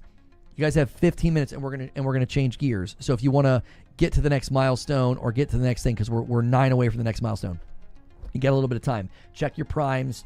Check your renewal members on YouTube. Unseen Avenger, thank you so much. There it is. There's a prime right there. So it's fair to push back and say it's all about your expectations, okay? I think my expectation's more reasonable than yours, because it's more reasonable to expect combat to improve and expand, not regress. I think that's totally fair. I think my expectation's more reasonable because, like, who goes into a game and says, you know what I bet they're going to do? I bet they're really going to make the combat more simplistic, more regressed. They're going to remove entire aspects of the combat. Like, I don't think that's a reasonable expectation. I don't. I think that's sort of like, that's almost a hindsight. That's almost like a hindsight justification. Well, I liked it and it was more cinematic, so therefore that's okay to expect that. Did you play Dear Esther? No, I did not. And thank you, XCal, for gifting a member over here on YouTube. Bumping the line. And contest is again seemingly going to, and I owe 15 members. I'll probably do them on the premiere. I got a video coming up. We usually don't premiere these. I'm just going to go ahead and roll with it because I forgot to switch it. So we're just going to roll with it. It's going to go in 15. It's about the biggest improvement in Death Stranding 2. The second game's not going to do well on PlayStation at all. The second game already has a stigma of a very mid game, so I doubt it will make more headway on PlayStation. Are those excuses or just reasons? Shut up, Kevin. I'm not trying to say my opinion is objective. I'm saying it's just more reasonable to say when I go into a sequel, I expect there to be expansion upon systems, not regression of systems. Like, Death Stranding 2 is a wonderful example of this. Nobody is walking into Death Stranding 2 and saying, well, Kojima really likes telling stories. There are significant aspects of the first game that are story-driven. I really expect him to dumb down everything and dilute everything so I can just enjoy the story. Nobody would go into a game expecting that. I don't think that's reasonable. That it's more reasonable to say, these are all the things you did in the first game. I expect an elevation and an expansion of those things in the sequel, not a regression. Because they live in harmony in the first game.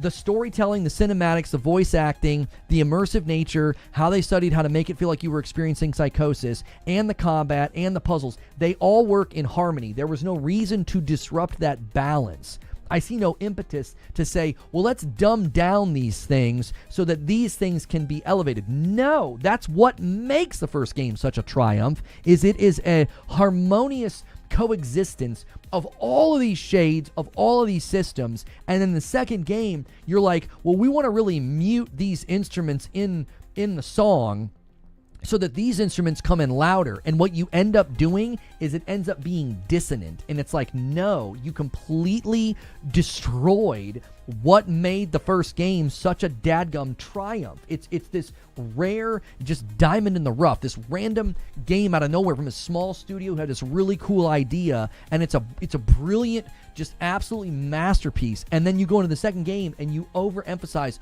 all these other things, and I think it is an absolute detriment to their work in the second game.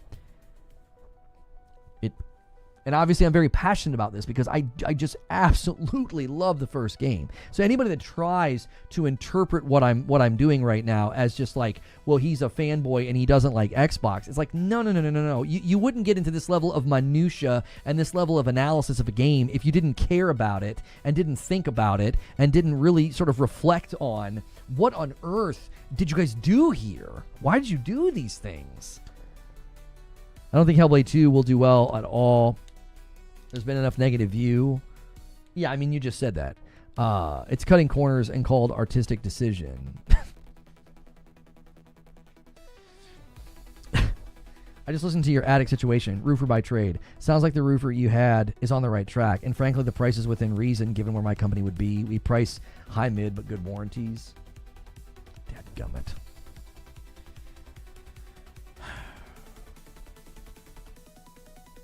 All right, fine. Let me reply.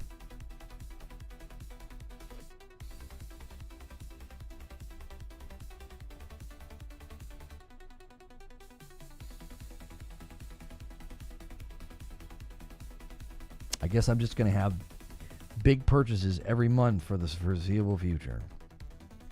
Gosh, it makes me freaking nauseous. Okay. God of War to God of War Ragnarok, great upgrade. Now, somebody might push back on that SDO and they would say, that game, the combat's more of the focus, so that makes sense. I would argue that the combat is an enormous focus in Hellblade 1, and to downplay it, I think, is to be misrepresentative of the product. There are significant elements of combat in the first game, and a lot of people, that's what they did. When I talked about this with Hellblade 2, they would say, there was barely any combat in Hellblade 1. You could barely do any combat in Hellblade 1. I'm like, you didn't play Hellblade 1, if you think that. Or it's been a long time since you have played it, because the combat is an enormous part of the game. It's quite literally how they execute the absolute mind screwery at the beginning of the game where you think you can permanently die. They use the combat to do it. The combat also punctuates huge moments, whether it's Cert or Valravn or the big huge demon dog thing, or crossing the bridge, or the river to hell. Like, these are big punctuated moments of combat. So act like, well, combat wasn't a really big deal in the first game. No, it was. It really was. Second Love, thank you so much for 3 months. We're really, really close to the next milestone, boys. You need 6 more. You need 6 more. And the member battle is basically over. You guys have 9 minutes. You have 9 minutes to try to get that to be on pace. We want to be at 300 by the end of the day. Be grateful here on house. I would kill for that. Yeah. I mean, I am grateful, but golly, it's not fun to spend money on it, is it? XCow with 36 months. Thank you so much.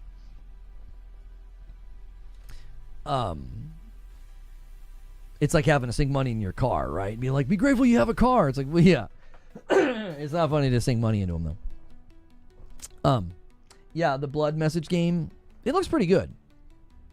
It looks pretty good. Oh, you responded to SDO.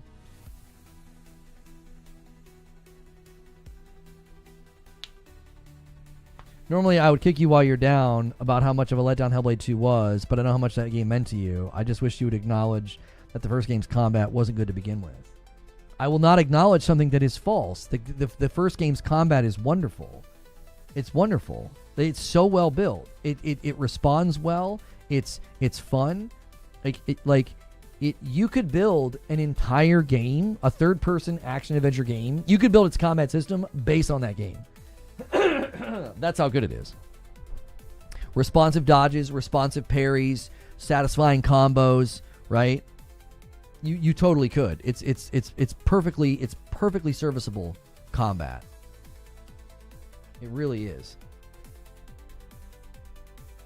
You're about to get a pro, but you had to drop 900 in your minivan. Oh, it's just the freaking worst. And a 5 bomb comes in from Wilbur, and there it is. I officially owe 20 members, and that's going to make it 26. I owe 20 members of YouTube. I'm going to do that during the premiere. Thank you, Sam Runkle, for 29 months in a VIP. Follower only mode on. You know, I don't have this off for a regular show, just curious. Oh, whoops. You mean subscriber only. Yeah. We run that for Green Room and Morning Coffee. I left it on by mistake. Sorry.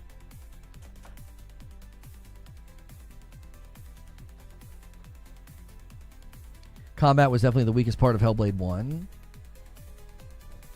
No, it wasn't, because it wasn't intended to be. This is why it's a song. It's a song, and all the parts work in harmony. If they would have focused too much on combat, if they would have focused too much on, you know, using your weapons and all this different stuff, it would have been a detraction and a distraction from Hellblade 1's effort to tell a very unique story. The mistake people make is they analyze Hellblade 1 like it's just any other video game, and it's not. It isn't. If you see what they set out to do and you watch the documentary, you understand why. Oh, that's why it was built in this way. That's why. It's like you couldn't overemphasize one thing over another, whether it was the puzzle solving or the cutscenes or the dialogue or the psychosis or, you know, Druth coming in and talking to you and the combat. Everything is set at just the right volume. That's the point. So you're like, oh, but that's the weakest part. No. You're not analyzing it in a way of like, well, what did they set out to do? You're analyzing it like a normal video game. Like, well, how was the combat? You can't do that with Hellblade 1 because the purpose of the combat is not to be there as like this substantive combat system. It is there to serve the purposes of the overarching game. And so every volume knob is tuned perfectly in that game. The amount of puzzles, the time it takes to solve the puzzles, retreading of areas, searching for, you know, faces or puzzles or runes, you know, the level of response that you can have within the combat, the amount of times that Druth shows up and talks to you, the narration from the runes, the concise nature with which they deliver mythology when the runes are discovered, you know, the cutscenes when you're suddenly not in control of Senua, the environments, the scope of how far you can go and how far you can see. It all, I'm telling you, it's like a perfectly tuned orchestra. It is. And so when people are like, oh, but the combat's like the weakest part, I'm like, no, it's not. It's meant to be like that. It wasn't meant to be anything more or less than it was. This is, and again, this is why Hellblade 2 was such a misfire, because they started turning all those knobs, and he ended up with something completely different than the first game. It's completely different than the first game. They diluted combat down into a glorified QuickTime event, and they focused too much on motion capture. And puzzles were very, very simplified and very, very neutered and far too straightforward. I've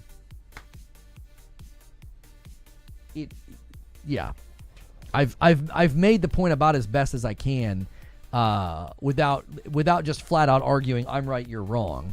I just think the analysis of both games multiple times, we've had these discussions and I've been, you know, watched people talk. I just feel like the analysis is very wanting. People analyze them far too simplistically, and end up, I think, kind of missing the bigger picture of what made the game in both cases either good or disappointing. So